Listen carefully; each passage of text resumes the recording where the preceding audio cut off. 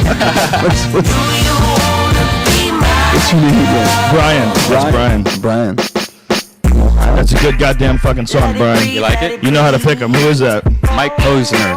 Mike Posner. This is the guy who became famous over the internet? Yes. Wow. That's pretty goddamn good. We got AOL Instant Messenger going on in the background or something? Yeah, it's something going on. I don't know what it is. Okay.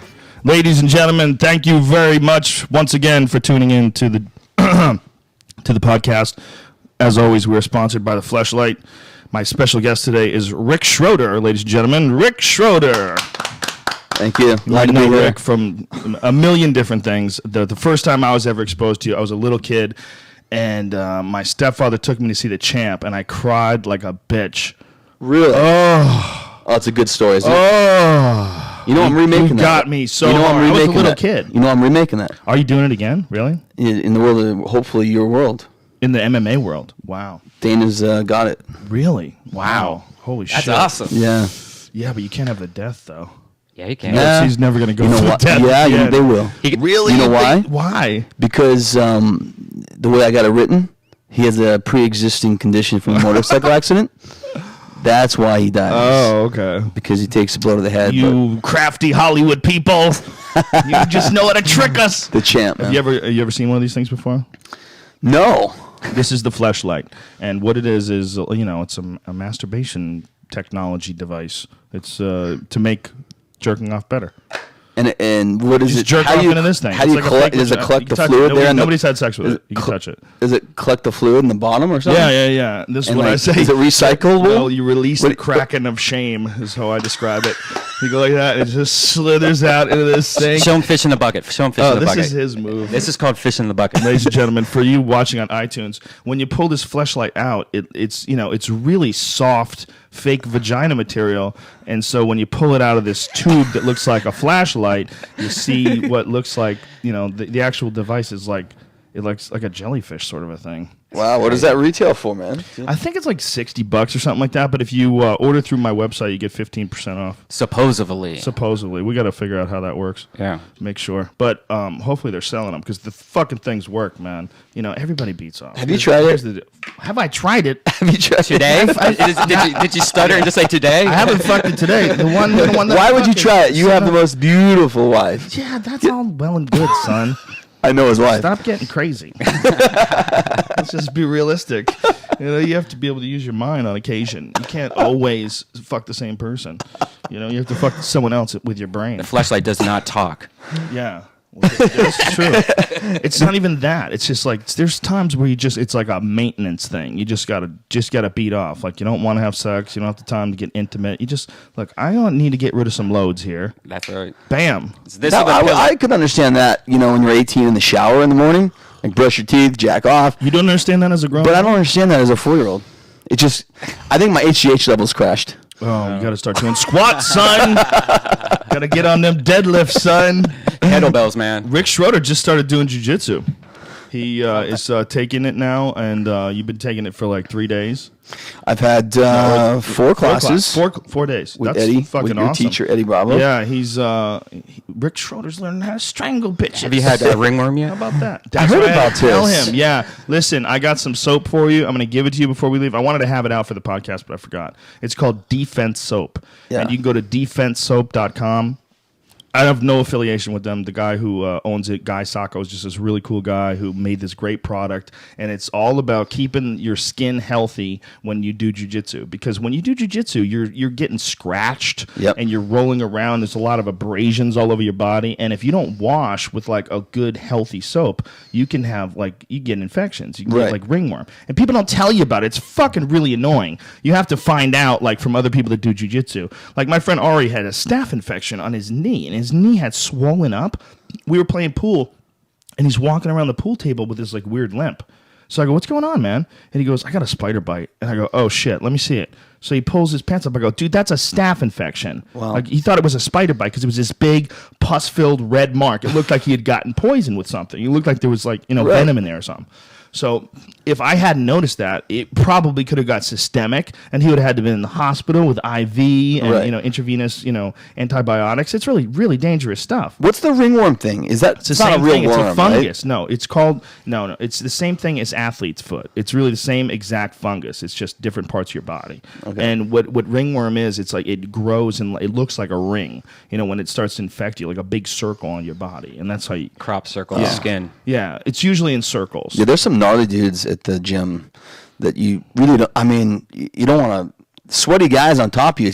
It was weird to get. It was weird at first. It's weird as fuck, man. I do it every day. Especially though. no gi. But I do it. I think of it. You don't even think of it really as a dude. You think of it as like a problem. You think of it as like here's this. There's this thing that's moving around that I have to dissect.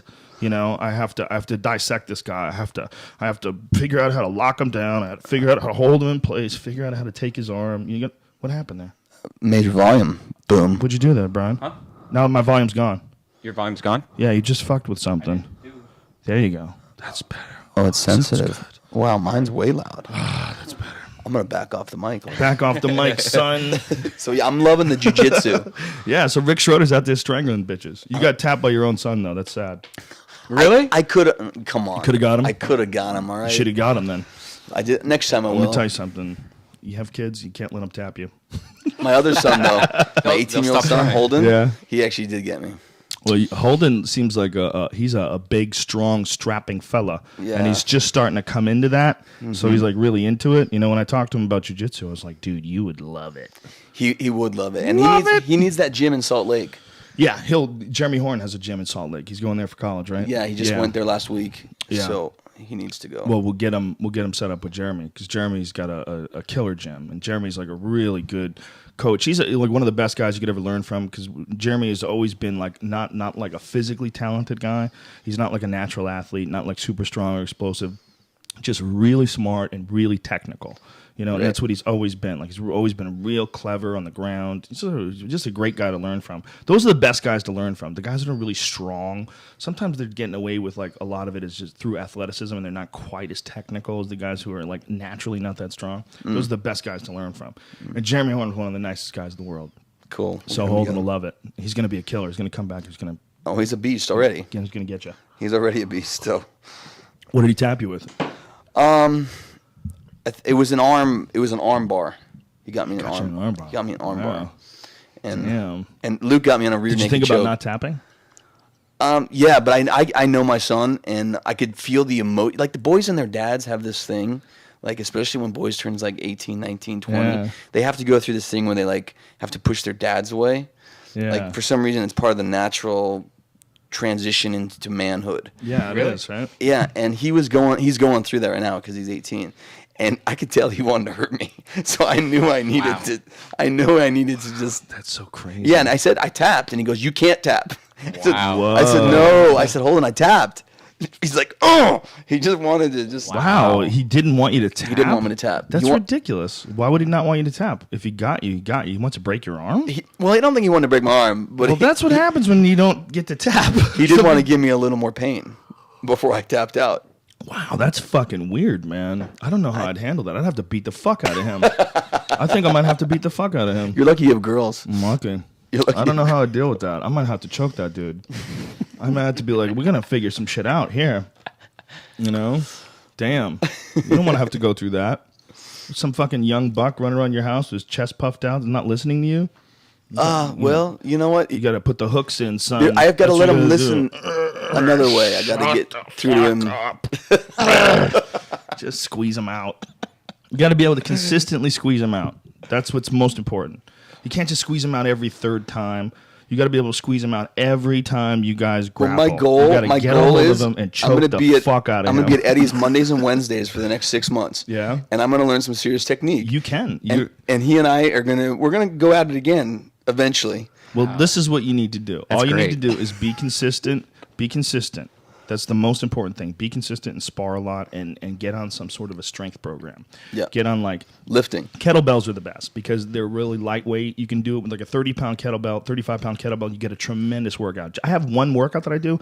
It's just one 35-pound kettlebell. You called I it get farmer strength. Yeah, the way you lift. use your whole body, and it just forces you to use everything like athletically, as opposed to like just bench pressing. Just isolating your yeah, tricep. that stuff doesn't really enhance your ability to move things. It's like when you have like something that you have to control and you have to balance it, then you develop like a different kind of a strength that has like stability and balance, and a strength that and can multiple adjust. muscle groups using and muscles adjust when things are going wrong and when you're getting tired. That's what's really important. You do that, you'll choke the fuck out of that kid. Just what I'm talking about. Get that little motherfucker. Shut up. You got to be able to get him all the time. It's very important, man. You have to let him know that every time you roll, you're going to choke the fuck out of him. That's just a foregone conclusion. There's certain dudes that you just own. Like when I first started doing jiu-jitsu, there was this kid who was this purple belt who was really good. And this dude owned me. Every time we rolled, he owned me. It was a foregone conclusion that I was going to tap. I sucked. I was a white belt. I didn't know what I was doing. And he was a really good purple belt. And he was strong as fuck. And he used to like to run through me. That's what he would like to do. Just fucking squash me as quick as he could. And it was like, God damn. But there was But you kept there was at an it. order. Yeah, well, he left and I went to another school. The school that we were at closed down. But the important thing was, I knew every time I rolled with that guy, unless I get way, way, way better, I had to get way better than I was, that guy was going to fuck me up every time. So there's like, I didn't want to roll with him because he owned me. Right. You know what I'm saying? Yeah. You got to own your kid. Own that little motherfucker. Just what you got to do. Get his neck. Just shut the fuck up. That's what you got to do, dude. A lot of it's psyching out too. You might want to like shave a mohawk and stuff, and you start might wanna like just spitting on him and Get stuff. some when you see tattoos. him. Spiderweb tattoo. Look out, son. Yeah. Get yourself one of them Mike Yeah. Tyson face tattoos. Hold your gun Let sideways. bitches know you ain't playing. Rick Schroder's in town, motherfucker. That's awesome. What they say, God didn't make man equal. Smith and Wesson did. So Well, that's always my fallback. Rick is a very unusual Hollywood guy. You're not, everybody wants to say that, like he's not a Hollywood guy, but you're not a Hollywood guy. You're a dude who had a ranch out in Colorado. Yeah. I know you love to hunt. Yeah. Like you love a lot of like manly shit. Jiu-jitsu is right up your alley. Totally, man. I mean, I spear gun hunt. Yeah, you out in the do ocean crazy and shit. He got back from Africa and showed me all this fucking shit he killed. Went on a great safari with my son. Fly Yeah, airplanes. he's taking me. We're gonna go pig hunting. We Nice. just have to figure out. Well, it's more than pigs, actually. We're gonna do a buffalo. I'm not doing anything I can't eat. Bison. You can eat You can eat bison. bison. Okay. Bison yes, burgers. bison you can. But I'm He's just gonna- saying, you guys kill shit you can't eat. He's I'm gonna not eat do that. everything that he kills. The only so. shit that I would kill that I couldn't eat is like shit that I think like coyotes that kill cats and shit. I could kill a coyote. You know, like I've had Yeah, cats. fuck coyotes. Yeah, I've my dog got killed by a mountain lion in Colorado. When So are we going hunting? When do we're you, gonna when go do you have soon. time? We're gonna figure it out right after my book. I'm supposed to be done with my book by October 15th. Because So November somewhere would be a around good there. time Yeah, to hunt. right? It'll be cooler. And we can hunt deer, right? We can hunt deer, Fucking pig. deer. Dude, I like the way deer taste. I want to do it because I've been a meat eater my entire life, and I've taken no responsibility for my desire to consume meat. I have not felt any remorse, from pulling a trigger and seeing an animal die. I haven't made a real connection between what you're doing when you're eating meat. And I think as a person who thinks, I think that's actually probably important to try out. I Well, think you know it's what? very important. Hunting gathering was our past. Yeah. With some men especially, hunting gathering, and like the further we get away from that vibe of hunting and gathering and providing and testing ourselves like that, I think the more out of touch we're becoming with who we are. I'm reading a great Do you know book why I think that about is? I think the world and technology have evolved faster than people. And I think there's certain reward systems that are set up in the human mind to ensure that we're going to continue to do certain things. Like that we're going to continue to want to fuck, that we're going to continue to want to hunt. Like you get like a response from hunting. I know I do from fishing. I've never been hunting, but I've been fishing. And there's some primal thing about pulling a big fish out of the water. Like, yeah. Yeah. Like that fucking guy, knowing that you're going to eat this thing, like you just went out into the wild, another world, okay? Floating around in a fucking ocean, and you pulled something out of that world, and now you're going to eat it. That's Like, gonna give you life Yeah, and your there's family you life. have it. There's energy that's attached to that. Like you feel good about it. Well, if the truth is, if hunting gathering societies had succeeded, they haven't succeeded because they were replaced by mass farm production societies. Well, where they surplus Surplus changed everything. What changed everything was the ability to stay in one place. People have like this sort of a nomadic genetic connection. There's a guy who lives in Alaska, and they chronicled him on. You ever see VBS.TV? You ever go to that website? No. Fucking phenomenal website. There's a series called the Vice Squad or the Vice Guide, and they do all kinds of weird shit. Like they go to like Africa and they go all over the world, North Korea. But one of the really coolest ones, they went to this guy who lives by himself and his wife in a cabin out in the middle of nowhere in Alaska. Yeah. I mean, he lives around bears, and all he does all day is hunt and bring food back. Catch fish and smoke them Catch for fish, the winter. bring it back. Yeah. I don't know what he does for vegetables because he's like, it's frozen up there. I mean, he's eating fucking pine cones. I don't know what he's eating. I mean, I know he gets some supplies dropped to him. Yeah. This Flour. guy, he never saw 9/11.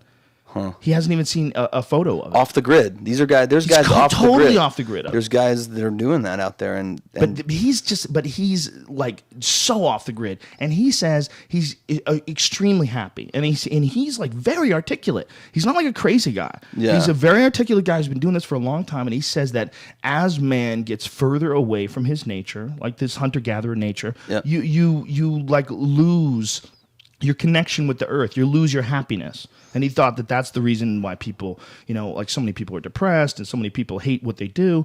Hunter and gathering, like that, you're gonna love that. There's like a visceral response, like your genes get it. Yeah, and it clears your mind. I mean, when you're out trying to provide food for yourself, your family, your friends, and if that's really all you're focused on, then it's all this other stuff and doesn't sort of add up anymore. It doesn't count, doesn't really matter. And so hunting gathering, I mean, it's really where we came from, but we're a dying breed, hunting gathering people. So do you think that that's one of the reasons why society, I mean, it really does make sense, right? That's one of the reasons why people in society are so depressed, is that we are living a life, like technology and society has gotten so far past where our genetics are. And our genetics still require some acts for us to feel good. Yeah. They have like there's a set in, a reward system in place for doing things like sex feels good so that you make babies, food feels good so that you keep eating and you survive. Yeah. And all these reward systems are set up. And if you take a few of them out without correcting the body, like you're going to have like these holes. You're going to have these problems. Yeah, these voids are there, and then they're filled with other things that are probably not nearly as healthy or good. Isn't that a fascinating idea, though? That it's like it really is like you're looking at evolution. I mean, you're looking at it. You can tune back into it. Like if you look at like the way it's set up.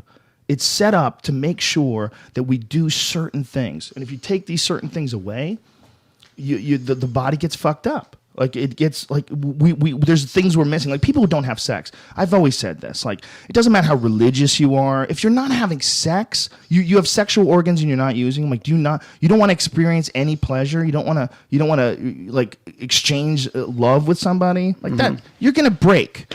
That's not good. That's not good at all. No, sex is good. I think we can agree. All the natural things. Food is good. I mean, there's all these reward systems that are set up. It's really fascinating that so few of us are tuned in to the hunter-gatherer thing that you are. Yeah, man. I mean, hunting is like breathing for me.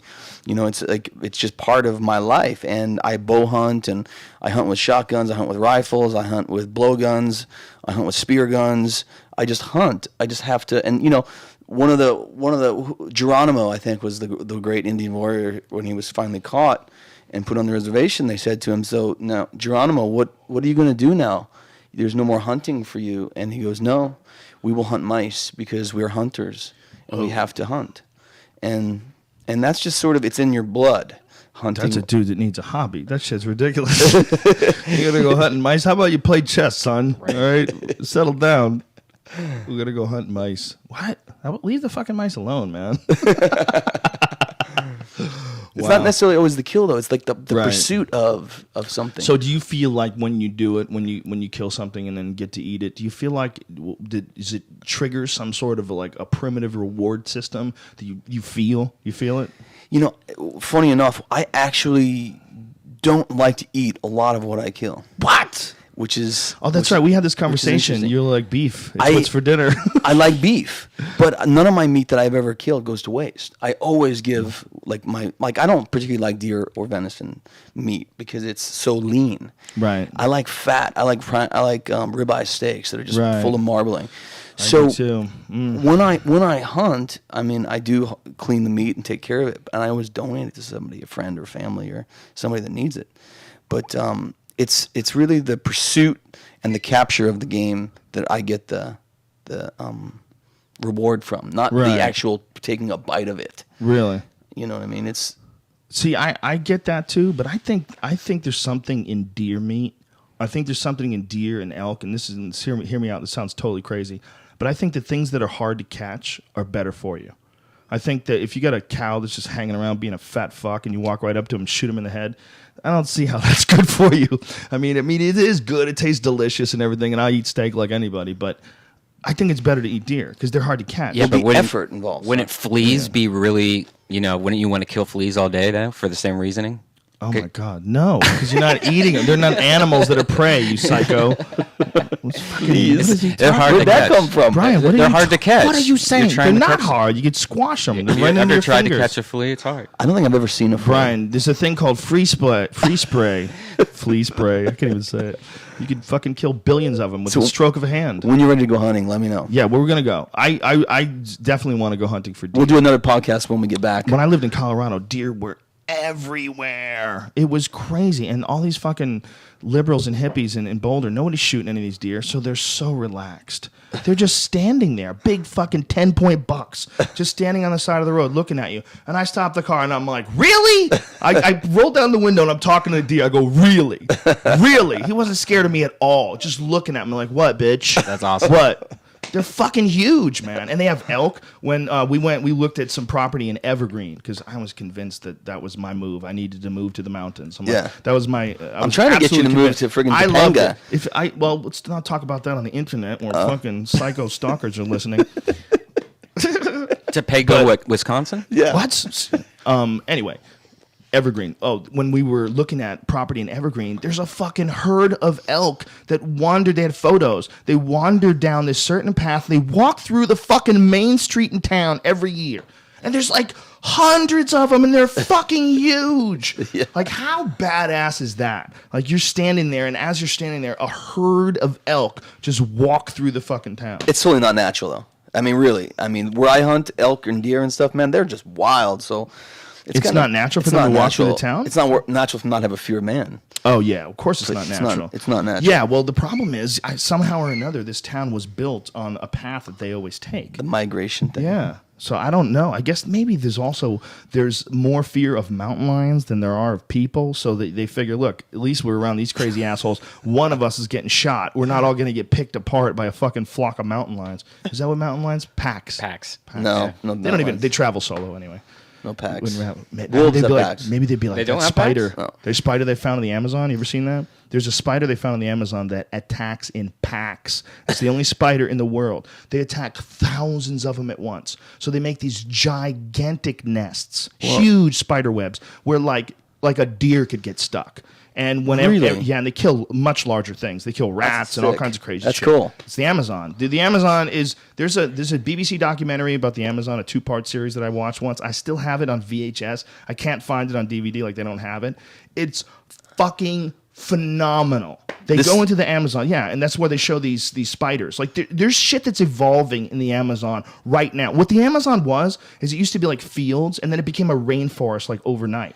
Not overnight, but really quickly. Yeah. So a lot of animals got stuck inside this rainforest, and they evolved. Like there's an antelope that swims.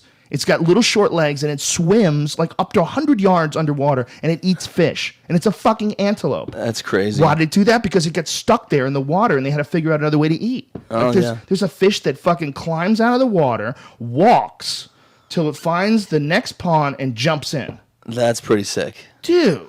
There's so man. much crazy shit there. It's all these animals that are adapting to this, just fucked up change in the environment. It's badass. It's so awesome. Oh. But the spider, anyway, they found one spider. They've never thought spiders did this before, but they found this one spider that acts as a pack.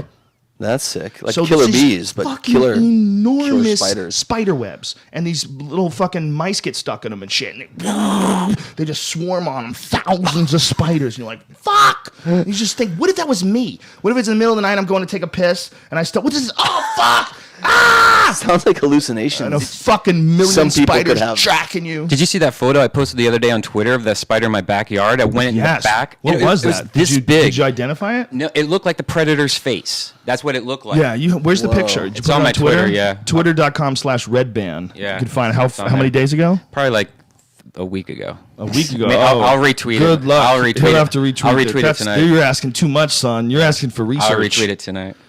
Spiders scare the fuck out of me, man. Yeah. I found 5 scorpions in my living room once. 5. Scorpions? Yeah, there was like a nest. Yeah, they have scorpions out here, man. Really? Yes, I've seen them many Never seen one. times. And the little ones, they're very dangerous. They'll fuck you up, man. Tarantulas, right? Rattlesnakes. Tarantulas all the time. Rattlesnakes all the time. We have rattlesnake fencing. You know, my 2 pit bulls, both of them had gotten bitten by rattlesnakes when I had them. These fucking rattlesnakes are dangerous, man. They're all over the place. Yeah, when I lived in Calabasas, I always found snakes all around the ground, just like eaten by Yeah. other animals, like If coyotes. you or fuck something. up and step on one accidentally, you got to be real careful when you're hiking. We went running. I went running with the dogs, and we run. There's this hill that we run, this dirt road. And when we were running down the hill, I was like, oh, here we are running over this log. And as I'm running over the log, it's a fucking giant rattlesnake. I realized as my feet were running over it, I was like, oh my God. Wow. Dude, there's a rattlesnake as fat as my arm. It Wow. was giant. The biggest rattlesnake I've ever seen. I was like, holy fuck. I mean, it was fat, dude. It was fat. It was like a bitch. It was like if that thing got you, you'd be like, fuck. Feel the hot lava of the fucking venom going into your bloodstream immediately. Do you know that cult out in Virginia that actually holds snakes, and that's part of their religion. If they don't Shit. get bit by the rattlesnake, then that means they're like pure and stuff. Oh my God. And so there's this preacher guy who's in prison right now because he wanted to kill his wife. So he stuffed her mailbox full of rattlesnakes. And she opened it up and put her hand in and got bit. And he went to jail for attempted murder. Oh! Wow. Can you imagine? God damn. That's some fire and brimstone type shit. Yeah. That's the only type of shit like a preacher would think of. Huckleberry Finn shit. Yeah, put some fucking evil snakes. It was like Huckleberry Finn. Like some Tom Sawyer Picture shit. in the ride. And he killed her by putting a moon full of rattlesnakes. She reached in to get the mail, and they snatched a hold of her and sucked the life out. Angela Lansbury's somehow involved with this whole thing. There's something primal about doing that. Getting some evil animal to do your dirty work, setting somebody up. That's like way cooler than just shooting somebody. You know, you set somebody up with a fucking rattlesnake. Wow. Jacks him. When people, it's always a fucking husband and his wife, man. God damn. I would like to know about the percentage of people that kill themselves or kill each other, rather. What percentage are husband and wife? You mean Stories like that, where the husband kills the wife or the wife kills the husband. Is it more that, like, what is the percentage as far as, like, people getting killed? Like, how many of them are husband and wife? How many of them are just, here's the guy that works at the post office that always fucking pissed me off, so I shot him? And how many of his husband and wives? I don't think it would be as much as you think. I think domestic violence would be huge, but I don't think it goes all the way. I think we've all seen couples that are just fucking violent to each other, right? Yeah. That's scary shit, dude. That must be so scary for a cop. You know, they always say that those are the most dangerous calls to take, domestic violence cases. It doesn't seem so. Like if you watch the show Cops, it doesn't seem like it's that big of a deal. It's I usually had just a really brother-in-law that lose their was shit, abused man. by his ex. Really? I can't go into details, but she came out with a knife. She came out with a knife. Him with a knife a few times. He wasn't fucking her correctly. Let me tell you something. No chick I'm fucking is ever coming at me with a knife. He was. Wow. You got to keep him in check. That would suck. You got to have control. Do not get involved in any sort of relationship where you're not the man. If you're actually a man, don't get involved in a relationship where you're not the man. If you feel like, well, somehow with her, I don't feel like I'm the man, and just I don't know what to do. Get out! Get out! Your soul's getting stolen from you in the night while you sleep. You don't realize you're with a demon. Not everybody's alpha like you. It's not even an alpha, but it's not that. No. Yeah, it is. It's not. It's then whatever the role is, make sure it's a harmonious one. You know what I'm saying? Don't let someone all of a sudden be like the dominant one and you figure you're not dominant anymore. Like men who get in situations like that where their wife gets to yell at them and the husband's always going, okay. Dude, Let's that's just their discuss nature, this some of later. these dudes. That's That's not their nature. That's not healthy. If there's a girl out there somewhere that's probably nice. And if they found that girl instead of the one they're with, they found some chick who just likes to look at the positive side of things, and she likes going to cool movies and eating in fun places, and she doesn't require a lot. That girl's out there. You don't have to listen to this fucking but cunt. she's probably dead inside for those very good qualities. That's why she's giving up on life, and she's like, She's not giving up on life. She's enjoying things. Is that what it is when a chick isn't crazy? She's giving up on life? Probably. Maybe she's just, Interesting. Sit down on the couch, she's Brian. just like, I'm dead. That's interesting. Anything So you think happy. that any chick that's like No, happy I don't really. and I didn't. okay, I just you didn't really think shit. this out, Joe. I'm just throwing something on the table there. I thought you were committed to this, man. No. Are you sure you're not committed to this argument? Rick doesn't even know what we're talking about that right kind now. of went over my head, that one. Staring at us. I took throw Rick in- Schroder to his very first UFC recently. How was it? It was good, but to be honest with you, I wanted to be inside where you guys were. I was like on the outside, and I was like too far. I was looking up, and I didn't have a great view. Well, you guys were on the floor. Floor seats are not my favorite, dude. dude. My favorite's 1 or 2 up. Yeah. On the So sides. maybe- I think you're right. I think the first riser's the Right, best first spot. riser's the best spot. Because you're still close enough to see the action. Yeah. But you're not looking up. Yeah, Sometimes and it plus- sucks when they go to the ground on the other side of the cage if you're on the ground, Like in if you're TV and looking up. HD, because I buy it all the time on pay-per-view. the Like best. I get like the close-ups. I hear the sounds more. I was more in the Yeah. fight. Commentary. Where Yeah, I didn't hear any commentary. Right. You can get these So- have these little radio things, and they sell them UFC Fight Link, I believe it's called, and you listen to it, and you get to listen to the commentary. They broadcast it on like a wireless signal, like a radio They should have station. an iPhone app for that. They should totally, right? Totally. Totally. What the fuck, man? Dana, get on this shit, son. It was cool though, man. UFC. I'm a huge UFC fan. Just wrote a movie about it.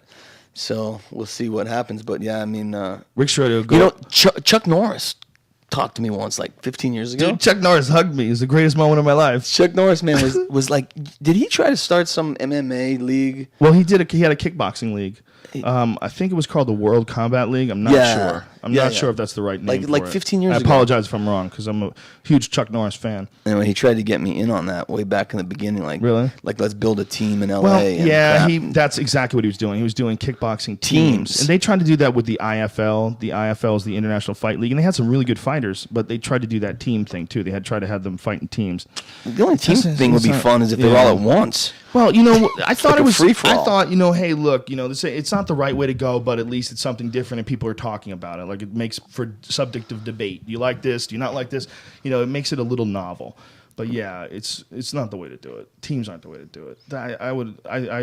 When all those things were coming around, I was like, what are you doing? It's an individual sport. Well, why try to team? Make a I team guess what they're doing is they're just trying to, get in on some unique way. Like Yeah. everybody else is doing it this way, so we're gonna have teams, the Denver douchebags and the fucking the Montreal monsters. Let's put some folding chairs into it. Let's really get it going. Exactly. It seemed like I was just gonna say it seemed very roller derby. I was gonna say that, and you went pro wrestling. We're on the same wavelength there. Yeah, it's I don't know, man. It's interesting. The only way to do it is to just do it. You just have to stop trying to dress it up. I do like some Strikeforce rules. Strikeforce has put rules in when they don't have elbows. I know a lot of people like elbows, but fuck elbows, cut people up, man. And I know you should just protect yourself from that. And and elbows can stop fights too. They're very dangerous weapons. But I kind of like Strikeforce how they just use punches. They don't elbow each other on the ground. I think it might make fighters' careers longer. I mean, people like it though, and it's a very effective technique. Maybe they need some sort of a pad on the elbow if that's possible. That might not be a bad idea. That doesn't cut. Yeah, because it's such a short movement when you're on top of a guy and such a fucking short distance to stop and so much power you can generate. And it's just bone on bone, just smashing your fucking face. Yeah, that's a goddamn dangerous technique, man. Make it have like a sound like a dog toy though. Yeah. Every time they do it, it's like. So you feel gay doing it? I wouldn't. Right, I would. right. Making a squishy toy noise. I don't think there's anything. I don't think there's anything wrong with elbows. I mean, don't get me wrong. I wouldn't take 'em out. I wouldn't take them out either. Yeah. But I look at the strike force rule and I go, maybe that's the way to go. Sometimes I look at it and go, I like that that's around. You know what I do like? I like that there's a comparison. We can look at the strike force and see what happens with them with the punches on the ground. Like we've already done that with Pride. The old Pride days, they used to be able to do whatever they wanted, man. They could soccer kick dudes while their heads were on the ground. Headbutt. And stomp on them. I don't think they allowed headbutts, and I don't think they allowed groin kicks. I don't think they allowed fish hooking or any of this stuff that's always illegal. They didn't allow it, but they added the stomps and the soccer kicks and the knees to the head to a downed opponent, which is all really fucking violent, dangerous shit, you know? When you see a guy get soccer kicked in the head, that's when you know you're like, whoa, like shit, this is not fucking playing around. This is a real fight. Like that guy just soccer kicked that guy in the face when he's down. It's not the best thing to have in MMA, but fuck, it adds this crazy element to it. You know, when a guy goes down, the other guy's trying to stomp him, like literally, like, whoa! Vanderlei Silva knocked out, I think it was Tamura. No, it wasn't Tamura.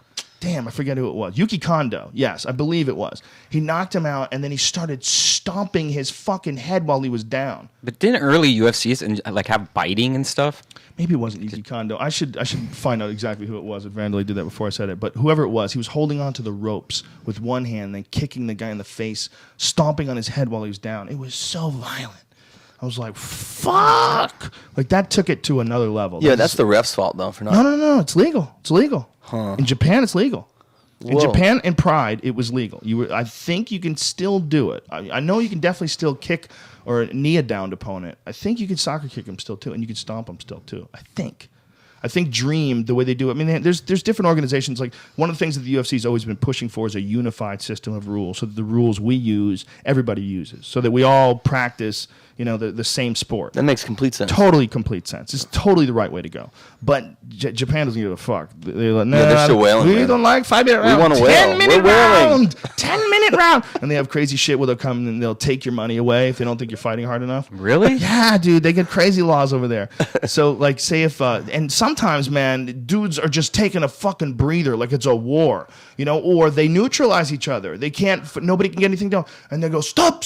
And they pull out a yellow card. And what a yellow card is they take 10% of your fucking purse. Oh. So if you're getting paid $100,000, you just lost $10,000 because some fucking douchebag referee decided you needed a yellow card because you're not fighting hard enough. At least it's just that. In Japan, a yellow card could mean a lot of things. Yeah, it could be Pee, get the eels and the women. They cut your finger off. All That right. could mean that's a P card. That's the craziest thing ever. The Yakuza, where they chop fingers off.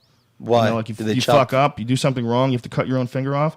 Oh. Hey, That's your fella. punishment. Yeah. That's one of the punishments. Did you hear about the Saudis trying to paralyze some guy? Yeah. Did they go through with it? Do you No, know? I don't know if they've gone through with it. I know they're inquiring on whether or not it could be done. One hospital said they wouldn't be. If you don't know the story, there's a guy hit a guy with a shovel. Is that what he hit him with? I don't know any details. He assaulted this guy in some way and paralyzed him. And under Islamic law, you know, eye for an eye, they literally want to impose the exact same injury to this guy and do it in a hospital. You know, and one hospital was like, you can't paralyze somebody. Like, we can't just do that. And another hospital said it was possible, but they did not have the conditions available. They would have to go to a much larger hospital. So they probably went to some fucking goat and donkey infested hospital with chickens running through the fucking lobby. And they're like, would you be willing to paralyze someone? And they're like, well, maybe. We couldn't do it here, though. Dude, there's a guy in South Central that do it for $100. Right.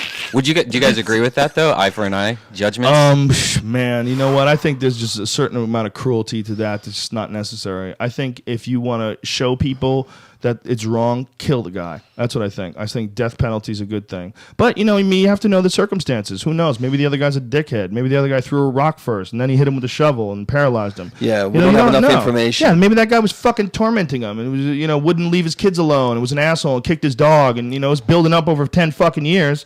And finally, homeboy had enough, and he just did what he's supposed to have done a long time ago. Cracked that motherfucker over the head with a shovel. But unfortunately, his little faggot ass has to go and get paralyzed. And now my man's in the pokey, and they're talking about paralyzing him too. Meanwhile, all he was doing is just trying to hold his ground, just trying to get by in this world. You know, just trying to. They should have the 3-strike rule. Like the first time you do something really, really bad, they take away your hearing. Then the second time they take away your eyesight. Third one time eye. they chop off your tongue. Dude, you might have just invented that, and there's people in Iran right now. Write that down! Write it down before the idea escapes us into the ether! Get that .com. Yeah. Get that .com! Get that .com! I'm pounding snap network solutions. Yeah, it's hilarious. Code that is cheaper. Go, Daddy, go, Daddy, go, Daddy, go, Coupon go. code. I have a code, account there. You tell me not. Dude, I don't know what accent we were there at the end. We went Japanese. We started off Iranian. We have the worst fake Iranian accent ever. I'm an insult to any impersonator out Go to there. Fat Wallet. Okay, Joe, what can I tell you, man? What can you tell me? What do you want to know about back in the day? Dude, well, I want to know everything. You know, I've been friends with Rick for a few years. About 4 or 5 years We've now. gotten more friendly lately since he got back from Spain. Yeah, But, and since our you've had wives, kids, our too. buddies, yeah. Joe's really changed since he's had Yeah, kids. I became a pussy. Settled in like all the other pussies out there in the world. No, I'm, you know, for sure. I don't think you can understand what it's like to have children until you have children. And, you know, Louis C.K. said something once about kids that I thought was really interesting. He said, just let it change you. And I had already, like, kind of let it change me before I heard that. But I was like, wow, that's like the best way to describe it. Let it change you, you know? And when you have kids, that really is what happens. Like, you all of a sudden, first of all, immediately what I started doing is looking at people as babies. I looked at everybody as I used to just, you know, see a guy who's 30 and I was like, oh, here's a guy. Hey, buddy, what's Right. up? Nothing. You know, normal. But now you saw like the inner child. Yeah, but now in him. I see the inner child. I see how he developed to be that guy. You have much more compassion for people. Yeah. You know, That's cool. I try to keep as much compassion as possible while still avoiding douchebags. That's my ethic. Like there's a certain Right. point in time where sometimes you have to go, dude, shut the fuck up. Please leave me alone. I know you were a baby once. No, one point in time, you were an innocent little child, and somebody fucked your programming up. I understand this. But you got to let me go. I got shit I got to do, you know? It's right. Right? I get it. But yeah, you have changed a ton. So I think everybody does. You don't- If you you do. don't change when you have kids, you're a fool. You'd be crazy too. The worst thing in the world that you could ever feel is that you didn't do your best when you were raising a kid. That's got to be the worst thing.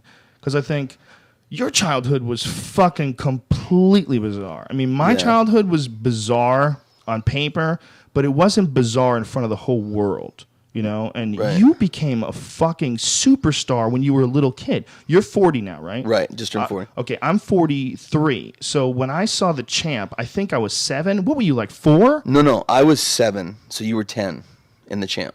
Really? Yeah. Okay, my time run. Yeah, line is but off. you're close. But either way, whatever I was, 7 or 10, I was fucking crying like a baby. And you were even younger than me then.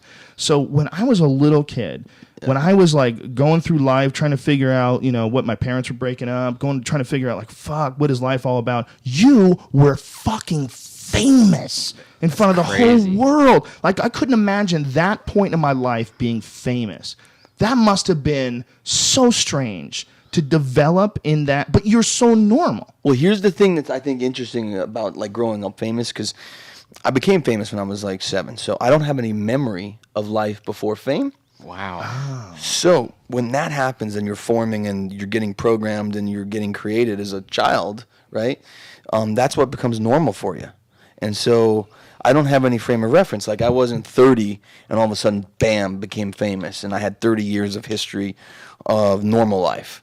So fame is normal for me. So because it's normal, that means kind of it's not special, because what's normal is normal. Wow. Right?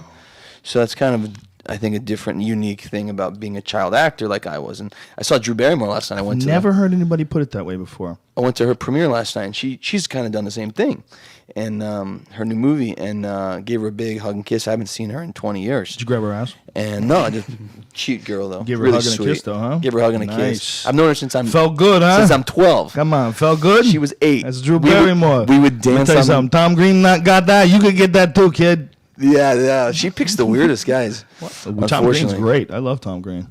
Yeah. You ever do his show? No, I didn't. He does a show like this. Is he but Canadian? Far more sophisticated. Yes, He's a he's Canadian Canadian, guy. but you can trust him. It's Yeah. Canadian. I saw a You show. can trust him. He's one of the good Did you ones. see the show where he took Yeah. animals into his parents' house and Yeah. made a zoo? He like Yeah. fucked a moose on the side of the road. He's a savage. Yeah, he's He's fucking awesome. I love that dude. he's He's a hysterical. really cool guy too. He's got a show that he's been doing out of his house.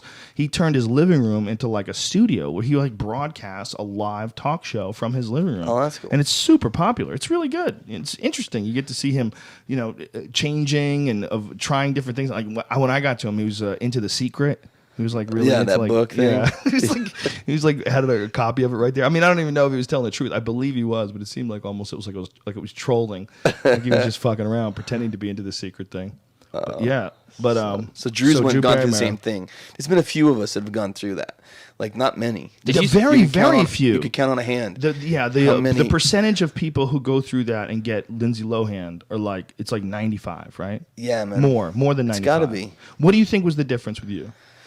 What's the difference? You know, I quit the partying thing when I was young, and I didn't continue it like I think some people do.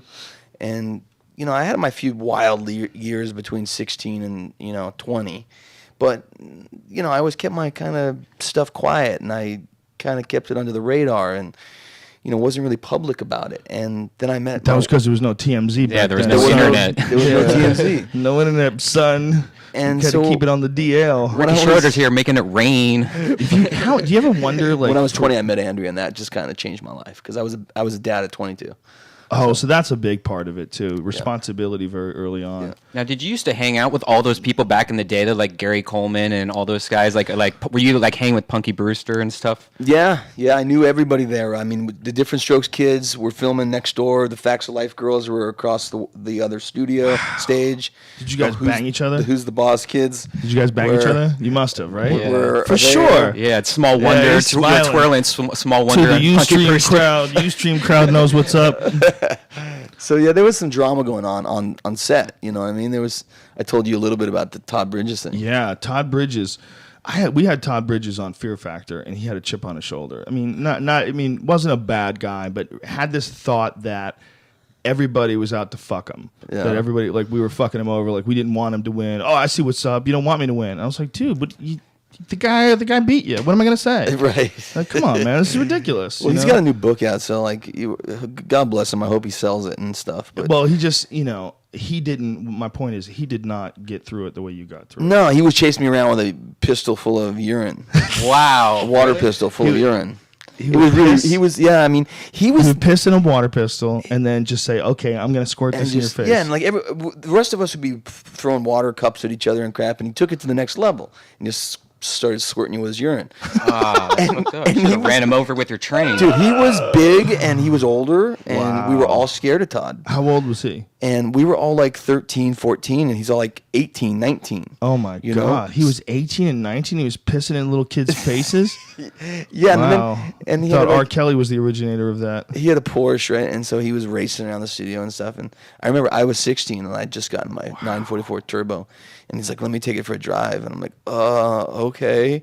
So I gave him the car keys, and he's like, this thing needs broken in right. Wow. And he just abused my car. He brought it back with, bald spots on the tires. Wow. Wow, and you let him do that? You Well, had to. Damn right? you, Todd Bridges. Yeah, well, Todd Bridges. He wasn't a bad dude, though. He's he's just a fucking baby that got stuck into a weird situation. And Dana just Plato, didn't develop that's right. the other All of sad them. thing. Dana Plato She- became a drug addict, right? Yeah, she died in Vegas. Whew, that's the place to die if you're gonna die died with in other drug Vegas. addicts. That's what the disease seagull finds its flock. Can I place this quote that I was talking about earlier? Oh real quick? yeah, this is one from of my- Silver Spoons. Yes. Is that what it's from? I love Silver Spoons, but this is one of my favorite quotes, and it's so weird to listen to right now. Listen to this. Listen to this. Oops, hold on. What's like a recording? Yeah, this is crazy. See, computers are the wave of the future. People are already playing video games on them. Someday people are going to do all their banking with computers, their shopping with computers. Someday almost everything's going to be done by a computer. Well, that's nice, but we need special stores at the Pepper. Like, can you embezzle $1 million with this thing? That was Arnold Jackson trying to steal money. That's me and Gary Coleman. So listen to what you were saying, man. You were saying that like what was that? 1980 83. That was for season one. 1983. 82. You 82. What'd you I just lost do, you. dude? Oh, what? What'd you do, man? Are you guys done? You just shut the power off. I'm back. Anyway, 82. it's like so. How did they fucking predict that so well? That's kind of creepy. I don't know. Like, did you guys get like computers from like Steve Jobs or something that they all like? Because that whole show was about computers. Did you have like the inside word where you like? Dude, are you a prophet? Yeah. Tell me the truth. No, I don't I know. know you're a Mormon. You may be a prophet. We had video games, man, on set and stuff, so I don't know about the Yeah, computer Pac-Man. thing. I Do you know as a kid how crazy you were? Like you were like kid porn for us. You were like, dude, he has a Pac-Man machine, he has a train, he's got, you had like every Pinball. single toy in the world. It was like we idolized you as kids at our age group. I'm 36, so it's like I had like a duck phone. Yeah. I had like remote control for my You're door. hanging out with Mr. T. Aaron Gray, man. If there was a TMZ back then, Aaron Gray. what would they have caught you doing? What would they have come and do? Would you be popping bottles? hanging with out at models? Hotel Roosevelt with Alfonso and Corey Haim and Corey Feldman? Whoa. Back in Corey Haim 1986, and though, Corey Feldman. 87, Hotel Roosevelt wasn't nice. Really? It was a dive. Wow. Back then. What was back Really? then? It was a dive. Club Really? Hollywood. You remember Club The Hollywood? Hotel Roosevelt's yeah. like a super cool don't place remember to Club be. I Hollywood? remember hearing about Club Hollywood. Back in the day, like Really? Teen Bop magazine. Club Like, Hollywood. That was the had a hangout. sister. Wow, that's so weird, man. Corey Haim's dead. Yeah. Nobody saw that coming. so, did How you, weird is it that there's these kids that grew up with you that didn't make it through the net? How weird is that to watch? Yeah, it's. I feel really bad for these Like kids. when you see a kid man. like Corey Haim that you knew when he was a little kid. Yeah, he was so good too. Dude, when he was when the two of them were, what was that fucking vampire movie? Lost Boys. Lost Dude, Boys. They were good in those movies, Yeah. man. He was a good actor. Yeah. So you must have hung out River with Phoenix. Michael Jackson. I And mean, what look did he at that taste kid. like? You remember that kid, River Phoenix? You're yeah, friends with him? yeah. I mean, he was a real talent. Fuck, that was crazy. Dying on Sunset Strip. What about Michael Jackson? You used to hang out with him? Michael Jackson visited the set of Silver Spoons. Wow. What was that like? He was friends with Alfonso, who was my buddy on Silver Spoons. You know Alfonso? Yeah. Okay. Who was on the Fresh Prince, right? Yeah, after Silver Spoons. And what's his last name again? Ribeiro. Alfonso. So yeah, he came to visit one day at Michael Jackson and hang out with Alfonso because Alfonso did What a was that Pepsi like? commercial. That was when he was the biggest star on ever. the planet ever. Huge, yeah, huge. It was. I'm That was going to like- tell that about was my like- book. that was like he made Thriller. me very uncomfortable. Oh, really? Did he kiss you on the No, lips or I'm the bullshitting- ears? I'm bullshitting you. He's bullshitting. Please, Michael Jackson estate, calm the Whatever. lawyers down. Do you think he fucked kids? Yeah. You must have heard stories. I don't know about anal, but I think it might have been some inappropriate stuff if I had to guess. Like some hand job type Webster shit? pulled you aside and was like, "Don't go over there." Funny I've story heard about so Webster. Really? I heard so many rumors about Michael Jackson and why he's why he was the way he was. Yeah. But you were actually there. What was he like? Like, were you ever He was alone very with him? kind. I wanted to. Me and Alfonso went to the Universal Amphitheater once to see him play, and we went into his. This was like Billie Jean times. Yeah, Beat this It. is the time. So she top of the Beat fucking It. planet. Beat It. Thriller. Biggest planet, star in the universe. And so we're hanging out in his trailer, and just hanging out. Really nice, quiet, shy guy. And so I'm like 16, 17. I said, Michael, how did you make it from a kid actor to an adult like this? How did you survive? Because I was kind of in the middle of transitioning from a kid to an adult. And he said, the trick was being inspired, Ricky, because I had to be inspired to keep it up. And I had to find stuff that I wanted to work on and wanted to do. And, I kind of took that advice to heart, But no, nothing ever inappropriate ever And then he happened. started kissing your nipples. Nothing inappropriate ever happened with me or that I know of. He was such an Chloroform. odd guy. Just even the way his voice was, and it was very strange that that's a man's voice. Just such an odd character, you Yeah. know. But never been a guy with so much to get out. I mean, we talked about it last week in the podcast, like how crazy it was watching him dance. It's like nobody ever did anything like that before. Like Elvis the did. way he did. Elvis he did. but he did in a different way. He took Michael some of it from Jackson's. He had a weird thing of his Sammy own. Davis. He took some from Brown. James Brown. James Brown. James Brown. We were He talking. took- We watched that on you the look through podcast a couple weeks ago. The opening in Zaire. Yeah. But James Brown was like manly. The way Yeah. James Brown's like, ow! It was like more like a, You know what I'm saying? But when the same Michael thing. Jackson did it, it's more like this gliding, almost like alien type character that's moving around in perfect synchronicity. It was like there was more of a perfection to Michael Jackson's movements, whereas like James Brown was more of like Raw. a raw sexuality. Yeah. You know? I had the Michael Jackson jacket. Do you remember Oh, that? totally The remember. I had zipper the had one of generic those? one though. My family couldn't afford the real ones. So we got the generic one at this store called Gold Circle. It looked exactly the same, but there was like some kind of tag the real one had, and immediately everyone's like fake. Oh, yeah, no. yeah, and it's like, Remember people had fake things, like fake members only. I had a fake Izod. It wasn't a crocodile. It was like something else. Right. I felt like such Like a a lizard. lizard. 'Cause I didn't have a crocodile. That's a weird thing with kids, right? yeah. The need for brand name shit. Umbros spelled with a Q. What is that? Remember those Umbro shorts Yeah, used to be I real remember popular those. back in the day? Missed Same that. thing. They had generic brands that was like Quumbo or Tell me something. this. You want to talk about popularity? You have young kids. Yeah. How the fuck is that sagging thing still in? How the fuck are people Oh. sagging their pants still? It's just like wearing pajamas. Well, No, actually, it's not. No, actually, a they're lot of pulling people their aren't. pants No. to half their ass, and then they're pulling their belt on so their pants stay on. Is it to show you like how good they clean? or something? Tight jeans now is back. No, dude, I'm Tight telling jeans? you, Tight jeans. whatever's back. Oh, tight jeans. Not for what's in 18, style. What 17 people are doing. Those year old kids are guys. still sagging everywhere. Everywhere I go, I'm meeting kids, and the crotch of their pants is by their knee, and they can't even fucking walk. Why are you Yeah, fronting, it's, Joe? Why it's are you gonna fronting? end. It's gonna end. I don't think it's gonna end. That's what I'm telling you. This has been around since I was in high school, and it was one of those things where I thought, okay, this is bell-bottom jeans. This is fucking wearing a visor. All right, Right. this shit is gonna go away. You know, It was back like I don't remember. I yes, don't remember. people fucking sagged. I remember parachute pants. People remember sagged that? in the Maybe 80s it's and 90s. It comfortable. wasn't as many, but it was still. Maybe you know that's what why it dudes was? like it. It came from prison. The whole thing comes from when you go to prison, they take away your belt so you can't choke yourself to death. When you don't have a weapon either. Right. So your pants are sagging off. And you're losing weight because you're not eating as much as you were when you first got it. You know? Yeah, probably. Or you're eating more dick. Yeah, getting that AIDS food. Anyway. That would suck being in prison, wouldn't What's it? your Webster story? What could be worse than getting your freedom taken away? I know. I think I'd rather be dead. What's amazing is all the different shit they can put you in Webster prison story. for, you know?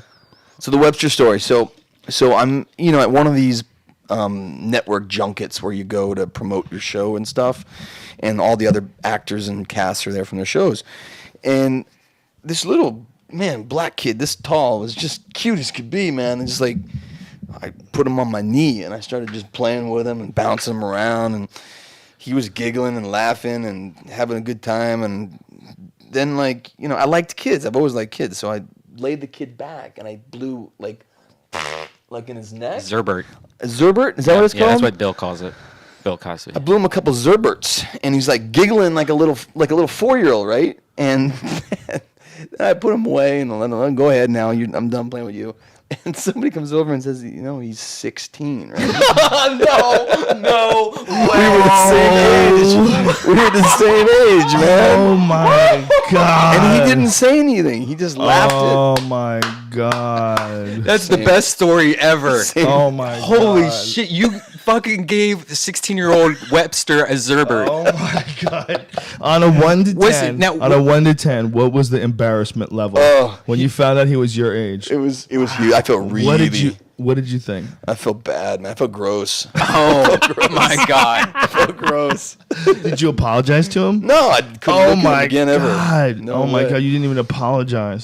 Was he really laughing though when you did it, or was he laughing and or was giggling. he like If you had winking to go at back you and and trying do to it kiss again your ear today- or something? If you had to go back and do it again today, would you apologize? Would I apologize? No, I just. You wouldn't apologize still? No, man. I don't think so. Dude, too bad humiliating. Too bad there's no cell phone cameras back then. Can you imagine somebody filming that? Dude, you punked. Melissa Gilbert was teaching me to juggle that day too. I learned how to juggle. How big Melissa was Gilbert. he? What did he Oh, look he was like? just How a old did you little. think he was? I thought he was like 4 or 5. I thought he was just like a little kid. You know, If we can get him, can we film and recreate it, reenact it? What exactly happened with him? Yeah. That'd be awesome. I met him once at the Comedy Store. He was a very nice guy. Really? Emmanuel Lewis. Very nice guy. Wow. Yeah, he was very friendly. Is he a nice guy? Yeah, he was fine. He was. Well, you guys He got off giggled a to a lot. bad start. He giggled a lot. He giggled a lot and he tasted like sugar. Yeah, what did he taste like? Do you remember what he tasted like? Belly button tasted like honey. It's Old Spice. I only felt bad when I found out how old it was. Why does this baby smell like Old Spice? Why does this baby got fucking stubble? This baby's got razor stubble and a tattoo. Baby's got a heart on. What the fuck? Michael Jackson's glove on his ass. Could you imagine?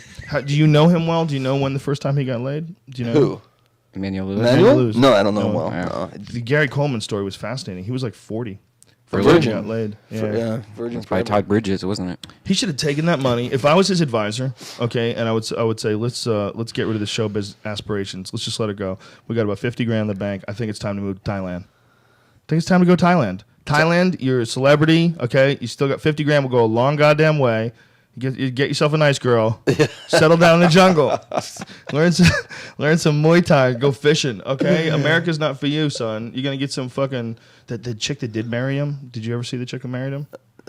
She took pictures on his deathbed where she was like looking at the camera. That's so rough. Like just get like a self portrait, and he's fucked up with pipes, tubes coming out of his gross. mouth. Oh, it's beyond gross. It's one of the darkest pictures I've ever, and that's saying a lot, that I think I've ever seen on the internet. It's true. One of the darkest pictures because it's just like there's such a lack of love and respect, and there's a lack of remorse, and she's not sad that he's dying, or if she is, it's not that sad. Yeah. It's horrible. I don't know. I mean, who knows how he treated her, Of course he treated her like shit. Yeah. He probably yelled at everybody, but, the guy's, again, he was born fucked up. Yeah. Could you imagine just going through life going, there's no way to fix this? And they're like, Dude, no. he was so talented, though. As an actor? When he was a kid, I mean, he was amazing if you go back and ever watch. What do you do if you're a guy like that? That's what the hard part is.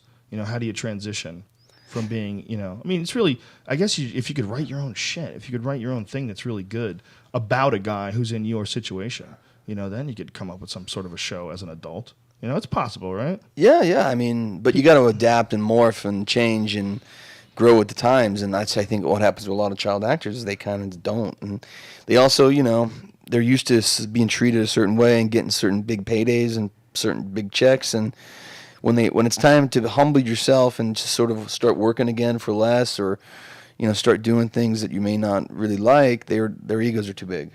So you got to stay humble. And I think that's one of the Very biggest. hard. And Erin Gray helps, doesn't she?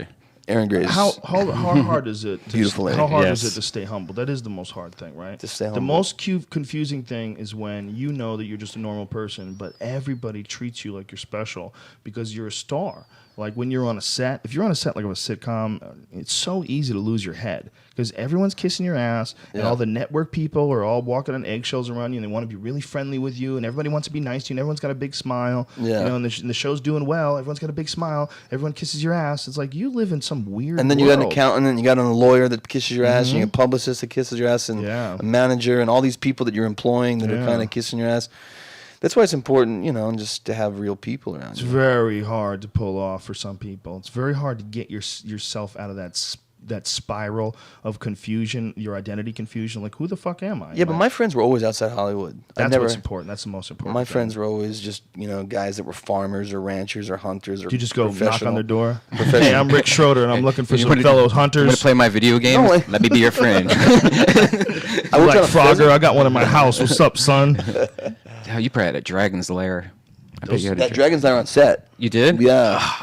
Dragon's Lair was the one where it was a cartoon scene, and then Yeah. if you did the right thing. What was the lead character's name? Dirk, the Daring. Love that. That game would just Yeah. suck your money. I remember I go to Westwood when I was a kid, and I'd bring like $40 of quarters Right. and just sit there and play all night until I day. was sweating. And That and Mach 3. Remember that one where it was like real jet footage where it looked like you're a plane and you were like shooting down things? Oh, It was I like don't the remember first that one. Yeah, I remember a lot of those. Mach 3. I really remember Dragon's Lair. That was the remember best. game. Call of Duty's my game now. Totally. Can't fucking I play games. so much. Dude, when you go through the airport at that one, you just start mauling people at the airport. Have you played I that like one? to play multiplayer. Oh, dude, I you like got to to play do it. online. No, I've done the campaign, but I like to play online against I other can't people. do it. I get addicted. You get addicted? I get addicted bad. Do you play with the Xbox or with the PlayStation? I have both, but Is that what you do with console? It's a console. console game? Xbox Yeah. is what I usually. I like PC games. I like with keyboard and mouse. You have much more control. I like first person shooters. I like playing like Duels and Quake. Dude, you would love do it. Call of Duty. Can't do love it. Call of Can't He Duty. would fucking Can't- freak out, right? He would He, freak he- out. he just Do remembers it. Quake. Can you Can't imagine do going it. from Quake to Call of Duty? No, That's listen, craziness. I have a That's showing his age a little real bit right there, though. addiction. I have a real addiction to games. No, it's Quake. Quake Online still is the best game. to literally play. Quake 40, 3. 40 is the cutoff. Literally, I found out For what? for like the video game junkies. Oh, that's nonsense. Listen, man. You do whatever the fuck you want. You're not. No one is making the rules. No one's making the rules. Okay, do what you enjoy doing. All right. This is all nonsense. You're gonna be dead someday. Do what you like now. Don't do what you like because you want to pretend to like it because other people think you're sophisticated. Then you're gonna wind up going to fucking musicals and shit. You know. You gotta do what you like. Video games are way better than musicals. Okay. Video games are fun as fuck. It doesn't matter if you're 80 years old. If you fucking get some stereo headphones, get a good fast cable internet line, get online, play some Quake. Quake. Holy shit! You hear people coming out of the left side and the right side, and rockets are flying at you, and you're fucking mowing people down with a lightning gun. Quake. I didn't never even heard of Quake. You never heard of Quake? You're showing your age, son. Shit's ridiculous. Joe, I know you, but if you played this game, you Call can of play it Duty on the so much computer. better? You can play it on the computer. Imagine that times 50 billion. Well, what is it? Okay, well, tell me why it's so great. The graphics, Incredible. will blow your mind. And the weapons. The weapons will blow your mind. Playing with like 50 other people at once will blow your mind. God. And you can hide in trees and be a sniper if you want. You know, I'm scared. I'm scared. Yeah, you should take a week off. I had a friend that lost his mind once. He was an actor. He lost his mind once. And this dude had never been in the military. And he called me up and he goes, if everything doesn't fucking pick up, I'm just going to go to Iraq and start killing people. Wow. And I'm like, what? I go, what are you talking about? And he's like, you know what, man? Fuck it. At this point in my life, I'm ready to join the mercenaries. I go, okay, I can't talk to you anymore. And I stopped talking to him. That's like the last time I talked to him. Blackwater. I'm like, I wonder if this dude has just been playing a lot of video games. And he's like, you know, fuck it. I'll get fragged. Just go over there and end it all. I wonder, you know? Huh.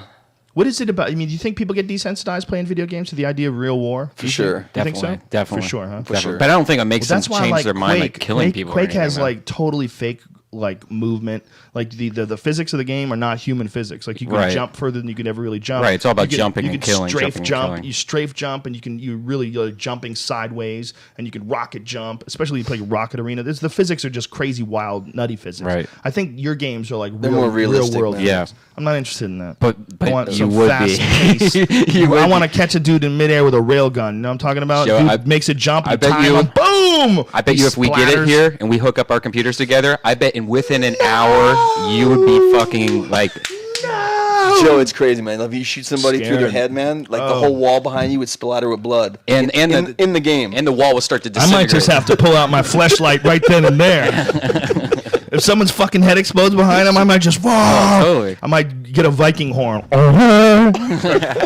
my fleshlight and blowing my horn.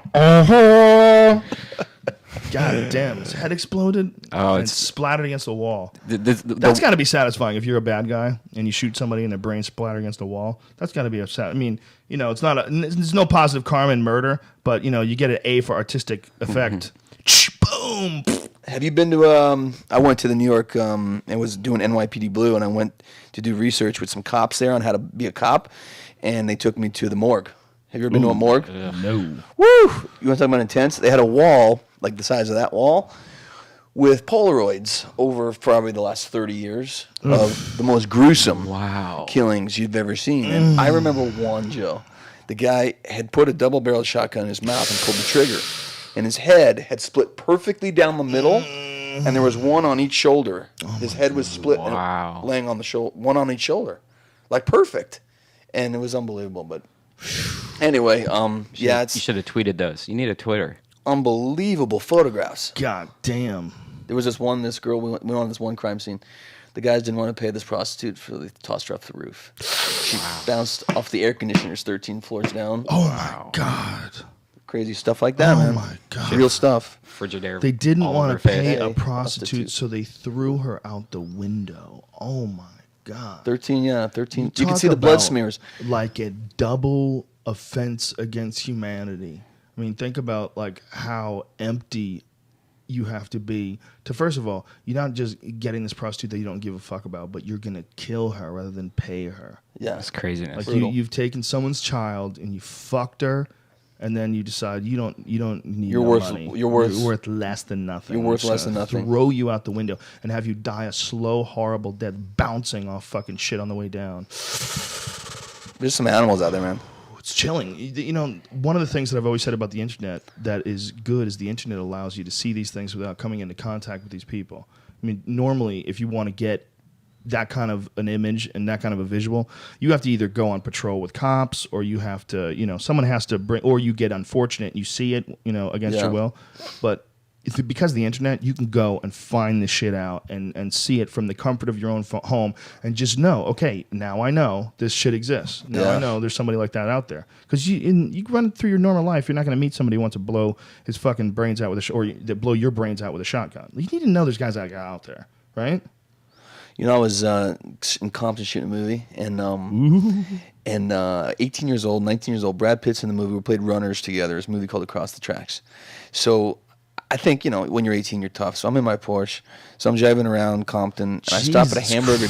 Stop at a hamburger joint. This is 1988. The crack wars. No, crack wars are going on. You were driving around Compton in a Porsche in 1988. Looking like NWA. me. This is NWA days, right? Look like me. Yeah. So you're 18. You look like you're 12. I look like I'm 14. Yeah. And so you step out of a badass fucking car. So step out of a badass car. Cheeseburgers, bitch. I start ordering cheeseburger, and this really nice dude comes up to me, black guy, and he's like, what's up, Ricky? Silver Spoons, love it, man, love you. And he's really nice. Black people have always loved me. I don't know why, but they really dug Silver Spoons. So anyway, we're talking. A few minutes later, I go back to check. Because it was the original MTV Cribs. I go back to check. back to check on my car, and there's 3 guys in my car. In your car. In my car. I didn't turn the alarm on. My doors are open, my hatch is open, and they're pulling the CD changer. Remember back in the day that you had like an 8-disc CD changer? Pulls out. So they ripped that out. My God. And now they're working on my blah punk, on my radio, So with what'd you say? screwdrivers. And so I ran over, and they were like cracked out people. And I said, well, get out of my car, get out of my car. They didn't even look at me. They like glanced at me and went back to work. What? Wow. Literally. That would have Oh freaked my my God. shit out. There was nothing I could do. What the fuck was going through your head? You were I was how old? helpless. You were how old? I'm 18 years old, and they're ripping my blah punk out with their screwdrivers. You don't have a cell phone back then either. No. And Did you page somebody? No, so the guy that I was in line with ordering cheeseburger, really nice guy. He comes around the corner and he sees my predicament and he goes, Ricky, what's going on? I go, these guys are ripping my stuff off, and he goes, okay, I'll help you. Hold on. And I watch him go to his truck or his car, and he opens the trunk and he pulls out a shotgun this big. Wow. With a pistol grip. And he runs up to my car and he points it at the guys in my car and he says, get out of the motherfucker's car, I'm going to kill you. And all those guys got right out of my car, man. Wow. Oh my God. And I got in my car and he said, Ricky, you better get out of here. You don't belong around here. Can you imagine if that was on YouTube? See, that's the kind of shit that needs to be on YouTube. Wow. I never stepped foot off the set again in Compton. Oh my God. Holy shit. So they just looked up saved at my you ass. and went right back to work. Yeah. Just looked at me and went back to work. Christ. But that one guy saved my ass, man. I wonder what that guy did. I wonder if he guy was like a saved my ass. security He gotta guy. be- No, he was a gang member. There's a world. He had that little shotgun. He was a gangbanger. There's a world of like criminals that if you're not from the world of criminals and somehow or another you fall into the world of criminals, just accidentally if you stumble into it. Yeah, like I did. Yeah, you're fucked. I mean, you don't understand how everything is working. Yeah. The world of criminals does not work anything like the regular world of society. No. When I was No conscience. when I was 21 years old, I guess I was like 23 or 24, I moved to New York from Boston, and I started hanging around with this dude who was a homeless pool hustler, and he was a really smart guy. He became my best friend. Did he teach you a lot of pool? 'Cause Yeah, Joe's he taught great me. at pool, man. You played him? Yeah, it's not fair. He It's, killed it's like killed playing me. Quake with him. He killed me. And I'm not bad, but He plays good. But Joe's really good. I got a sickness for games, and right now the way I play pool is nothing like the way I used to play pool. I used to play pool for 8-10 hours a day. I played it all the time. But I went from living in suburban Boston, Newton, Massachusetts, to just mostly doing taekwondo and competing in tournaments. That's all I did, like throughout my childhood. And playing pool with this and guy. then I went from that to living in New York and not being around any of the same people, and then hanging out with this homeless pool hustler character, and then finding myself in these fucked up situations with crazy people. Like I'm taking him to buy crack at fucking 3 o'clock in the morning, and he's got to. We're in Harlem, and he's got to like go into this place. I got the wrong door. I'm gonna find the right place, and he was fucked up, and I was like, what am I doing here? And then there was a realization that if I got busted, if we got pulled over when he was making a bust, they would take my car. I'm Right. helping him, but I liked the guy, but I was like completely out of my element. I was like, wow, this is a creepy fucking world that I'm into all of a sudden. I'm into this weird, cracked out, Same thing happened to me, too. gangster. What happened to you? This girl I used to date, her roommate liked crack. And so she's like, will you come with me and him? Because, his car's broke. We need to drive. I'm like, okay, what are we doing? He's like, he's going to a friend. He's going to pick up some shit. And I thought they were just talking about weed. Right. So I walk into this house with these people, and they're like, get in the basement. And it's a crack house. I didn't even realize it was a crack house. So I go downstairs, and there's people like crack everywhere. And there's just a person at this table. And I'm sitting there thinking, all right, I'm the only white guy here, except for my girlfriend, and two, this is a crack house, and this is what the fuck am I doing there? Of course, nothing happened, but I just remember that I was like, but it could have. I was like, that's the end of this hanging out with this girl. Do you remember New Jack City? Remember New Jack City? You got the titties hanging out. Remember when they had the crack factory? That shit was really going on places, right? Yeah. They were Chris really Rock. manufacturing crack. Mookie. What was his name? Pookie? I don't remember. That was a great movie. Fuck. Drugs are scary as fuck. Yeah, that's the scariest drug. People think that I'm like pro drugs because I'm pro marijuana and pro psychedelics, but I'm pro nothing that they get addicted to and nothing that can kill you. You know, there's shit that you should totally avoid. I totally want to You know? try Adderall though. Yeah, well, according to Ari, it makes you clean his house. I want to try it. I've never Ari done it. hasn't cleaned his house in forever. He Right. got on one Adderall and fucking half of one Half of Adderall, one? and he cleaned his whole entire place from like amazing. Like he found Trapper Keepers from 12 years ago with the Incredible Hulk on it because that from a middle school kid that he kidnapped or something. Wow. Adderall is supposed to be really powerful shit. Robert about Schimmel ecstasy? told me he took it accidentally once. Ecstasy. Have you ever tried that? Yeah, Yeah. I'm not really a fan of that. I've never tried it. I learned a lot when I did ecstasy. I had a very powerful, positive experience. I learned a lot from it, but I wouldn't do it again. I did not like the way it made my brain feel. The next day, my brain was very dull, and it felt like the way I described it, I felt like a sponge where like most of the water had been wrung out of it. It just wasn't working right. Yeah. Whoa. I couldn't make connections right. I was in a like a Starbucks, and I was reading a magazine the next day. I was reading a boxing magazine. I couldn't read the magazine. I couldn't read it. It was a story I wanted to hear about. I'm always been a boxing fan. I'm reading this matchup, and I couldn't read it. I couldn't put the words together. And I was like, fuck, I can't read. Wow. Okay, whatever I did last night to have this, fucking loving, everybody's cool, let's all be friends, in this beautiful, positive, enlightening experience. The next day, like, you pay for that shit. paid for it. I paid for it. And I was like, okay, I paid once. I'm not paying again. I know there's some shit that doesn't do that. I know that it's a positive. It was a positive experience for me. I realized, like, you realize when you do ecstasy a lot of what is possible if everybody dropped the bullshit. You realize, like, how beautiful life would be if everybody was, like, super friendly and happy to see each other. Like, it would be way more fun and way more enjoyable than it is right now. And you realize that you can do your part to kind of like make it lean in that direction. So I think in that way it was very positive. But I think the elevated levels of brain hormones that you give yourself when you take that stuff, there's a deficit. Like you go up, so then it crashes, and then you don't have any left. And then your brain is just like all shitty and fucked up until it replenishes everything on its own. I don't think that's smart. I don't think you should fuck with that. There's other stuff that doesn't do that. Mushrooms don't do that. Yeah, I'm scared to take shrooms again. I want to so bad, but the last time I shit for like 6 hours straight on shrooms, and it was the most craziest, uncomfortable, worst. Hanging out in the bathroom shitting. Did you say shit? Yeah. And sometimes they make you shit because it's like you're eating mushrooms, you're eating poison. So Well, sometimes it's not poison, but they do have bacteria on them. Yeah. Sometimes they do have. A lot of them have fungus on them. Right. They have mold. I've heard of throwing up, but not. Yeah, dude. Yeah, Diarrhea. A lot of people throw up. Hours. A lot of people throw up. Some people Trippy, too. Some people throw up, and that's when it really kicks in, which is really kind of strange. Dude, you were shitting on tripping. Tripping. I remember looking at the ground. It was like a checkered pattern. I remember the checkers were going up and down, kind of like Tetris or something like that. Like I saw like my heartbeat in the floor, and it was while I'm shitting my brains out. The crazy thing Awful. about the mushroom experience isn't the visuals. The crazy thing is the feeling that you get, like you kind of get it now, and it's like this fleeting feeling. It's like while you're on the mushrooms, you get it. It all seems to make sense. It all seems to fall into place.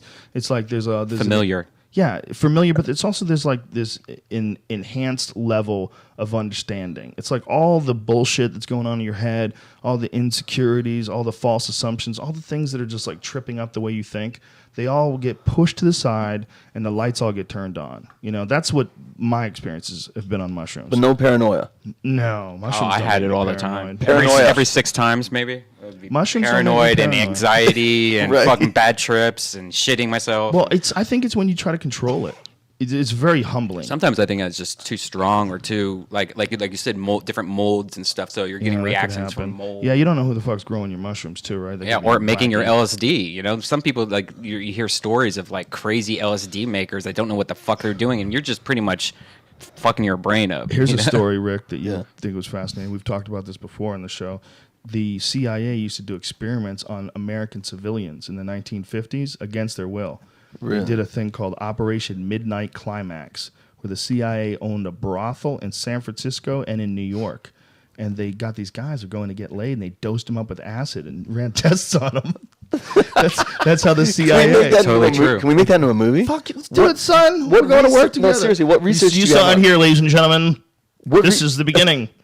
What research do you have? Like Of Ricky Joey Productions. really is it? No, it's real. It's true. It's Operation Midnight Climax. It's the Freedom of Information Act. They released these documents. Dude, the CIA ran let's brothels. develop that. Yeah, let's do it. It's That real sounds shit, man. crazy. I know, right? Look, someone needs to do a documentary on acid because people don't realize it. Because it was squashed out, they threw so much water on the fire. We don't, and it all died out so quickly. We all don't realize, people who live today in 2010, what an impact acid had on the culture of the 1960s. I mean, people really were convinced that we're all one. The flower movement of San Francisco, the flower power movement, those people are all on acid. What about Disney?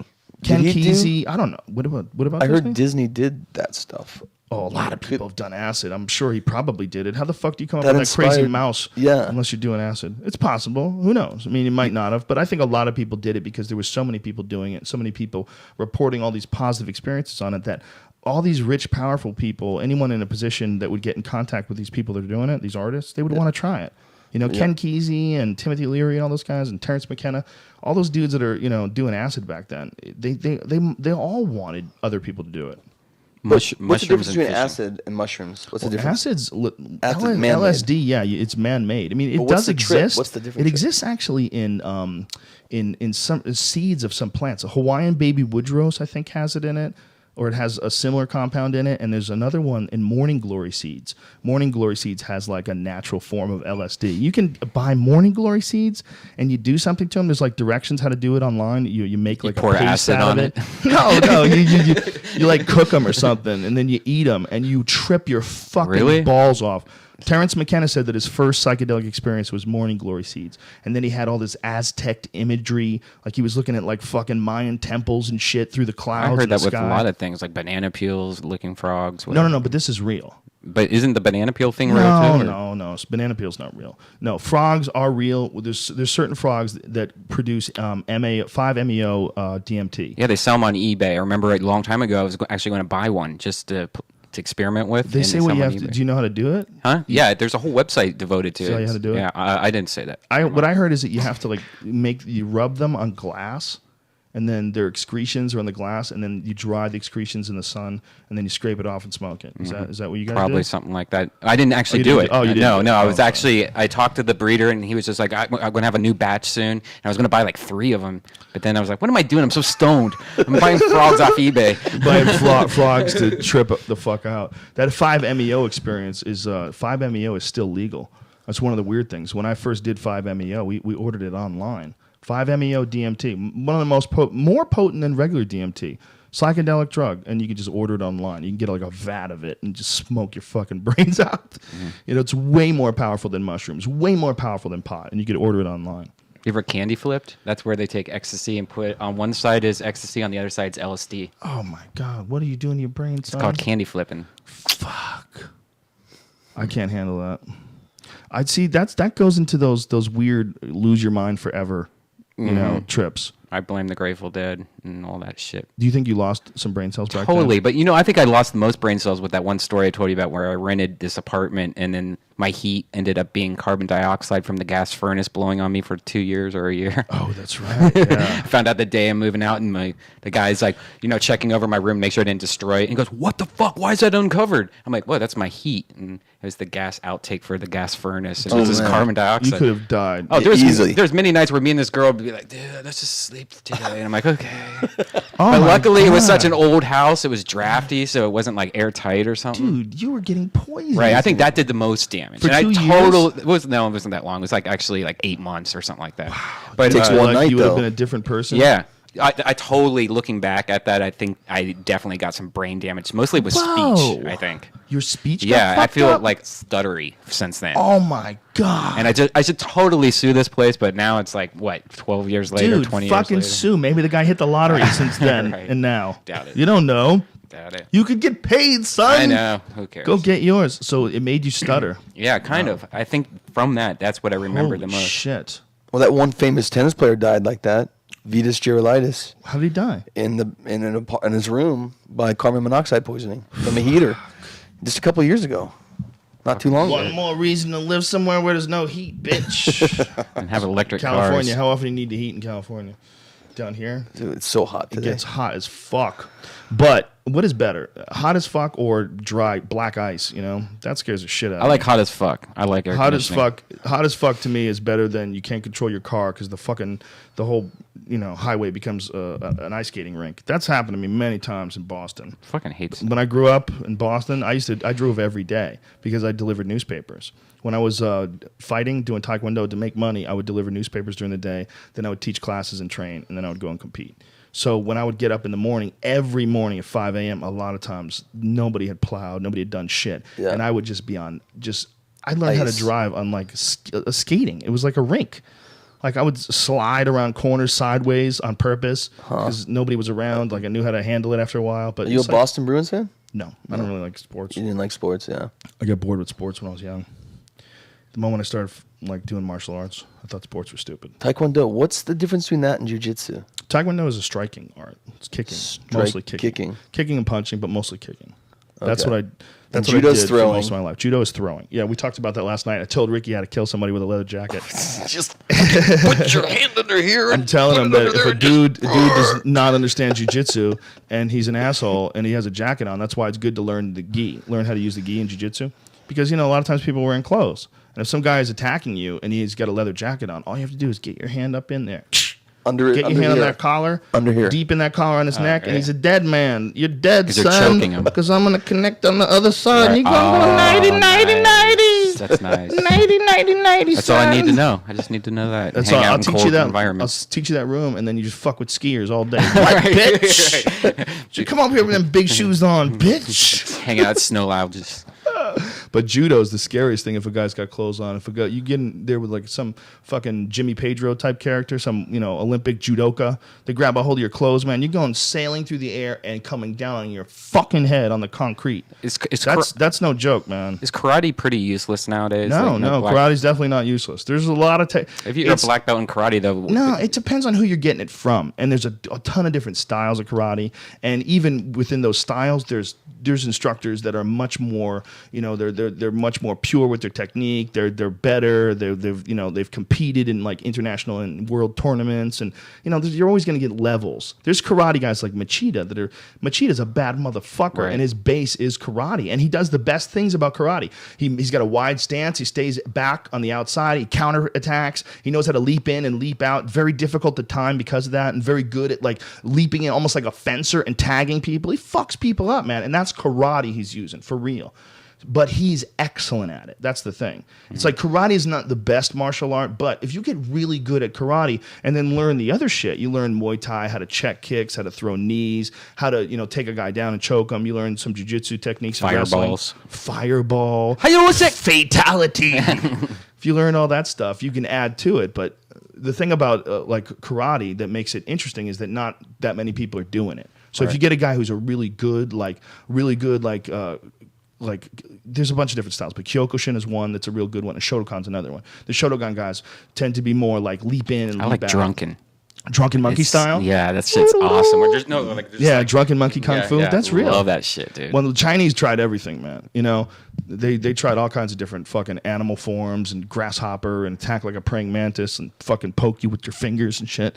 Chinese were like the most innovative, coming up with different techniques for fighting. What about just old school wrestling, like Roman Greco-Roman? Yeah, well, that's wrestling. one of the most effective Is that like styles jiu-jitsu to learn. though? Well, it It's is very in the fact similar. that it's grappling. It is in the fact that you're still controlling a person's body, but the intent is different. There's no end point. It's back. Yes. Well, it is. They beat the fuck out of you once they hold you down. The Right. thing about a wrestler is once they get you on your back, you're fucked. They're used to. Their whole life has been dedicated to holding guys down. And putting their shoulder to pinning them. Yeah. So when they get on top of you and they're punching you, they're holding you down and they're punching you and they're beating the fuck out of you. Like some of the most dangerous fighters in the world are wrestlers because of the fact they have the ability to dictate where the fight takes place. If they decide to take you down, they take you down. And if you want to take them down, you can't. They're better at wrestling than you. So you're fucked. So you have to do what they want to do. If he wants to fight on the ground, you have to fight on the ground. If he wants to stand up, you have to stand up. It's a huge advantage. So Like wrestling Matt is a Hamill? big part. Is that his name? Yeah. He's a wrestler. Yes, definitely. Wrestling's a big part of MMA. And Huge. Brock Lesnar was a Wrestler. Yeah. So It's his number one skill. Brock is learning submissions. He's getting better at submissions. He's an incredible athlete. He's learning striking. He's getting better at it. But his number one skill is wrestling. Number one for sure. Wow. That's what he's really good at. He's really good at taking guys down. He's a big, powerful, fucking athletic guy who's got excellent wrestling technique. He's learning all the other stuff.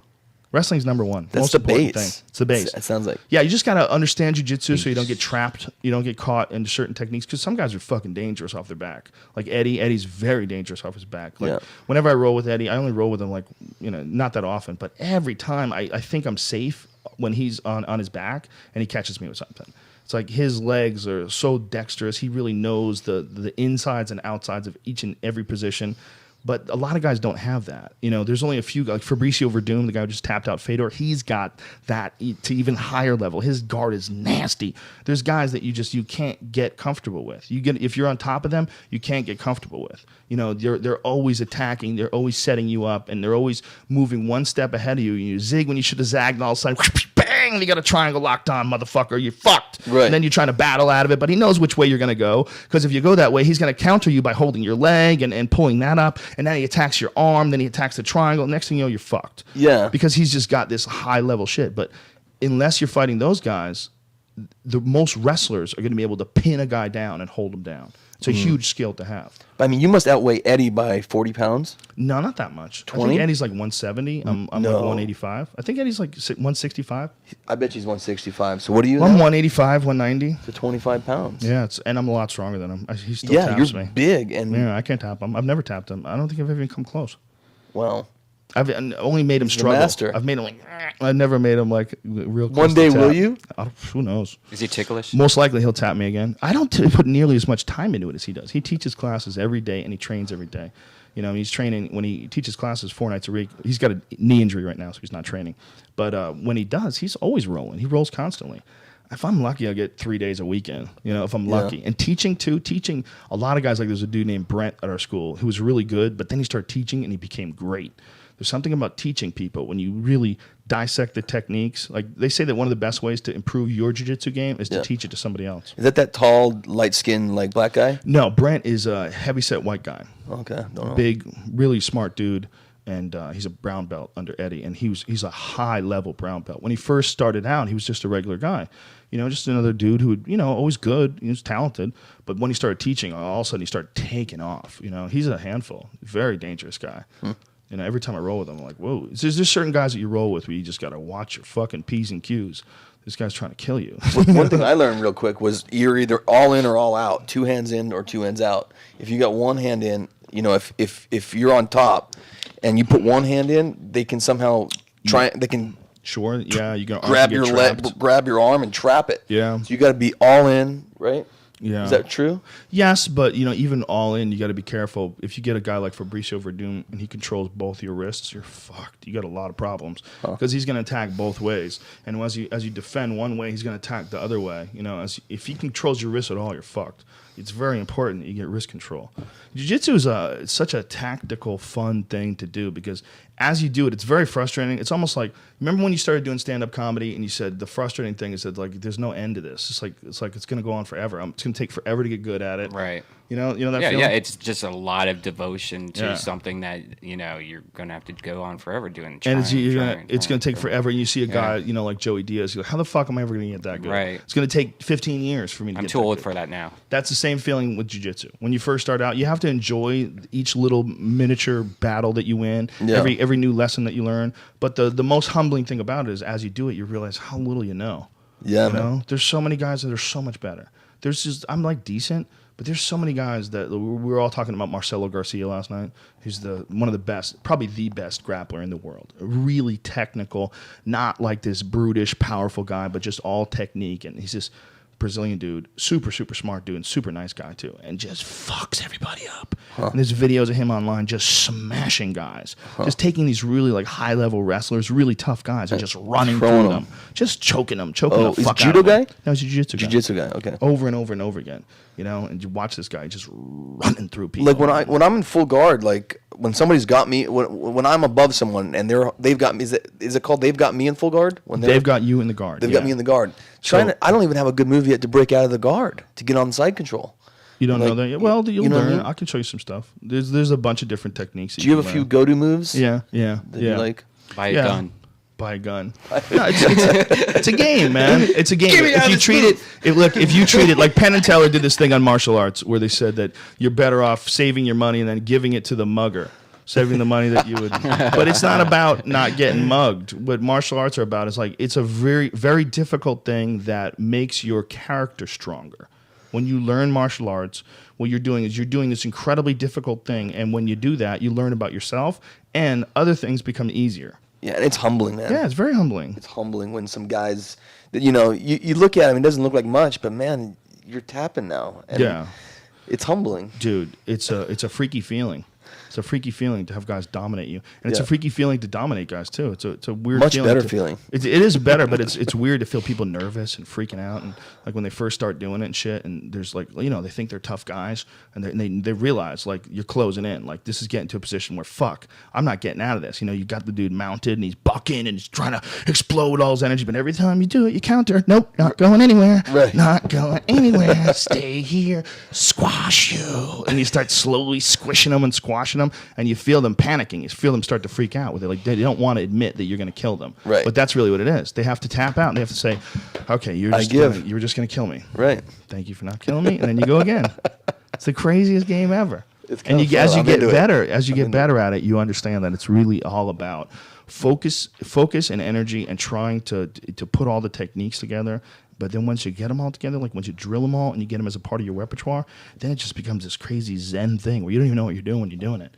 While you're countering and attacking and everything, it's like it all plays itself out. It's like you drill techniques to a certain point, or when you're rolling, they all just come out natural. Then it's crazy fun. Yeah. Then it's really fun. And especially when you go in with another guy who's really good too, because you're just battling back and forth and countering back and forth and battling back, and you don't even have time to think. You're not thinking about your bills. You're not thinking about shit. No. You're not thinking about your dog. You're not thinking about your tire that you need focused right now. You're there in that moment, Yeah. but like in a Zen way, where you're not even thinking about yourself. Yeah, Because yeah. it's so difficult. You don't have the time to wander on your bullshit. You have to keep your eye on this guy who's trying to choke the fuck out of you. I get it. It's Have you been, Brian? No, it's not Not my. for I like you? croquet and not for him. not He for likes cats. cats and croquet. It's not for everybody, man. But I knew it would be for you. I'm glad you're doing it. I knew it would be for you. Totally love it, man. Loving it. Because especially when you tell me stories, we went to dinner over his house, and he tells me stories about trying to jack dudes and fucking backing up into them on the highway and getting crazy. On Venice Beach is the story I told you about. Yeah, you told me that story too. I'm with Yeah. my wife and kids going down Venice Beach, and I'm on a bike, and this other kid on a skateboard, 20 years old. We kind of bumped into each other by accident. Nobody's fault. And so we kind of untangled each other, and I decided to go on my way. And as he's leaving, he's like, stupid motherfucker, get out of my way next time. And he's like 20 years old. And I'm like, well, fuck you, asshole. And immediately he turns around, and he's like, I challenged him, I guess, by saying that. Wow. And immediately he turns around, but he's got like 4 friends with him, all 20 years old.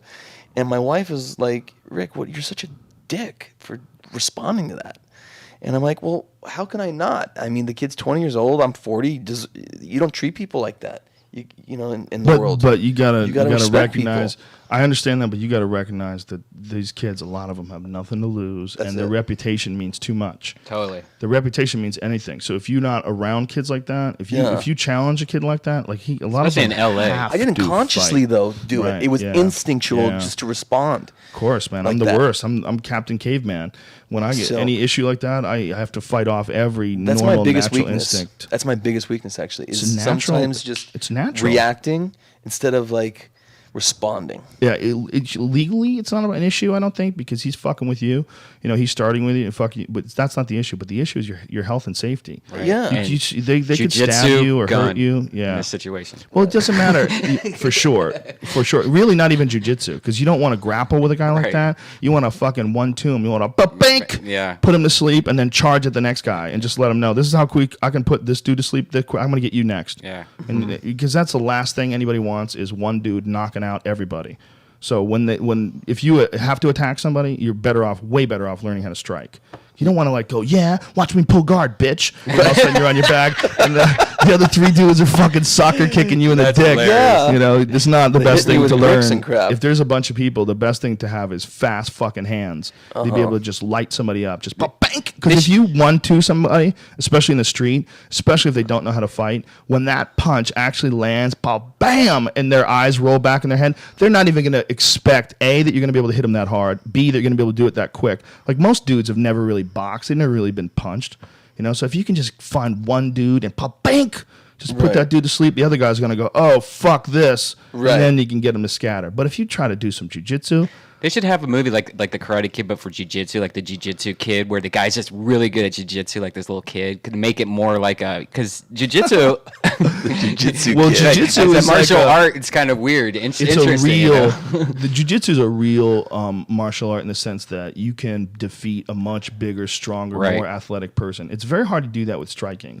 Like it can be done. If a guy's an elite striker and he's facing a guy who's not an elite striker that's much larger. Dan Henderson, right? Elite striker? Well, Dan Henderson is really a wrestler. He's a very powerful striker, okay, but he's not in the line of, say, an Anderson Silva. Anderson Silva is like an elite striker.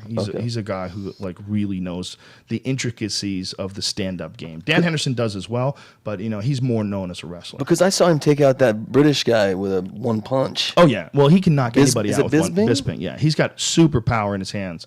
He can knock anybody. He knocked out Vanderlei Silva with one punch. He's knocked out a lot of guys with one punch. You know, but he's not known as a striker. Right, he's not known as like, you know, a technical striker. What about Chuck Liddell? Yes, is he a striker? He's a striker. Yeah. Is he fighting again? I don't know. I think he hasn't made a decision. He will. You think so? Yeah. Yeah, maybe. You know, it's your time becomes up. When it's up, it's up. Yeah. You know, and he had one of the greatest careers of all time. You know, I just think at a certain point in time you have to be concerned about your health. You know, you have to be concerned about, you know, how many knockouts you take, and you know, concerned about your future. He has this fucking incredible, amazing career. The problem is, you know, you have that kind of a fire burning inside you. It's very difficult to turn that shit off. You know, very, very, very, very, very difficult to turn that shit off. Those guys, like, you know, they're not. Their whole fucking system is wired for competition.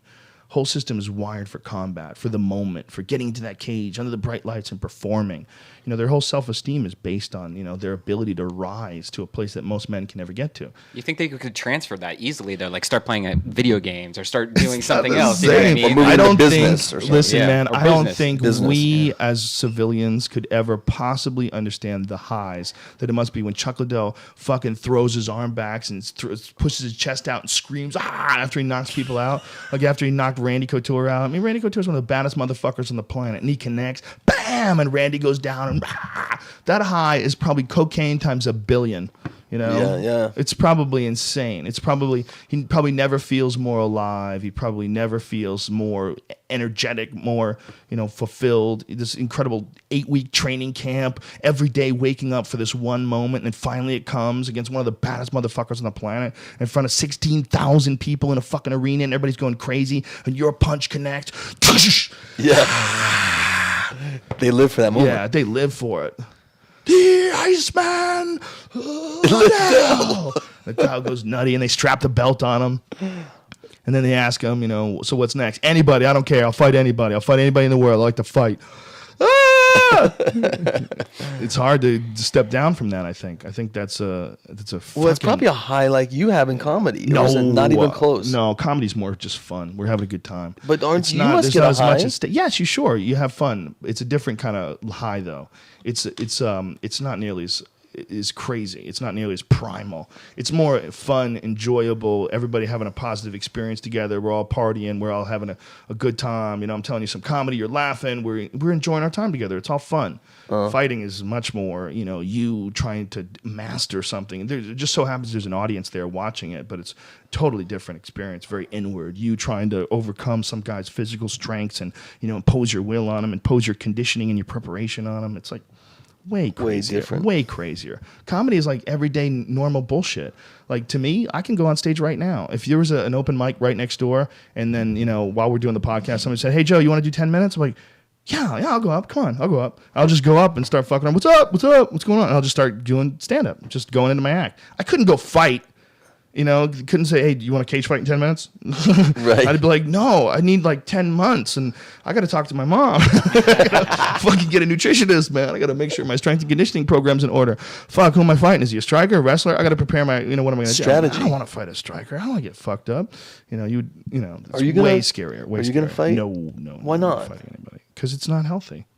Yeah, because I'd love to see you fight. want to fight. You must want to fight to do it. I did a lot of competition, martial arts competition when I was young, where I enjoyed it, but I got out of it without any like complications physically because of injuries or knockouts or anything like that. Mm-hmm. But I knew people who did. I knew people had complications. I knew people who had brain damage for sure from boxing, and it's compromised how they talk. It's compromised how they can think and make reasonable decisions. Yeah. I've met people like that. I don't think there's anything wrong with fighting. I don't think we're not going to live forever. And I think every man should be allowed to make his own decisions as to what he wants to do and how long he wants to compete and, how many knockouts he wants to take and how much risk he wants to put his body. It's up to you. It's your choice. Why is it that you can go and do motorcycle riding? You can run between the fucking lanes in traffic and that's okay. But, a guy can't get knocked out more than 3 times. You can do whatever the fuck you want. But for me, I think if you were going to put yourself at risk, there should be an end point to it. And to me, it's like, what am I going to do? Am I going to be the best guy in the world? No. Am I going to win a couple of fights?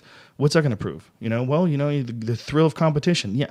And maybe getting your fucking face broken again. I've had my nose fixed recently, and it's fucking awesome. I love having my nose again. Yeah, it's great. My whole life, I had a fucked up, jammed up nose. I broke my nose falling down a flight of stairs when I was 5, and then I've been kicked and punched in the face I don't know how many times my whole life. So it was all fucked up. But what's Didn't cool is work. you don't have anything to prove. You don't need to. because you are tough. But Because that's silly. There's a lot of people out there that can kick my ass. The needing to prove thing should all be, no one should need to prove anything. And if you do need to prove something to you, you need to just find out more about yourself. When you need to prove something, like there's guys out there that are trying to start fights or guys that are, people that have a chip on their shoulder. What they need to do is get more positive experiences in their life, get more things where they've accomplished their they've conquered their emotions and accomplished a goal that seemed really difficult to do, and they understand more about themselves. And that's one of the things about like MMA fighters, like some of the best guys in the world. They're super friendly. George St. Pierre is one of the nicest people I have ever met in my life. Yeah. And he's one of the baddest motherfuckers, pound for pound, on the planet. Insane. He's so kind and so friendly and genuine. And the reason is he doesn't have anything to prove to anybody. He proves it to himself in competition. He proves it to himself in training. He proves it to himself with discipline, forcing himself to do the hard work to become great. And he is great and recognized as great. So because of that, he's like balanced and he's like super healthy, super calm person to be around. A couple years ago, I watched him fight against that Brazilian guy, and it was a great fight. Thiago Silva? And I think or it was Thiago Alves, rather. Excuse me. Yeah, and the it was Muay a Thai striker. Yeah, and that guy was strong. Oh yeah, and he couldn't submit him. Alves is a monster. St. Pierre couldn't submit him. No, it went the distance. Yeah, Alves he's a beast, but he has a problem making weight. Didn't make weight for his last fight again. Rematch with John Fitch, and he didn't look that good physically. He looked like he was a little hurt by the weight cut because he's so big. In real life, he's supposed to fight at 170, but he walks around over 200. Oh my god! So he's dehydrating himself like 30 pounds, and then trying to replenish himself, and it just there's going to be a point of like diminishing returns where you cut so much weight and you dehydrate yourself so much that your performance is going to suffer. Yeah, he's just so big. He was giant. These guys are giant. For 170, they're gigantic. He's a fucking bull of a man. He's just got to lose some weight. He's got to lose some muscle. He's got too much. What's so funny? He's a bull of a man. That's what he is. That's He's bananas. like a bull. He is a bull. What would you call him? The raw rhino? power.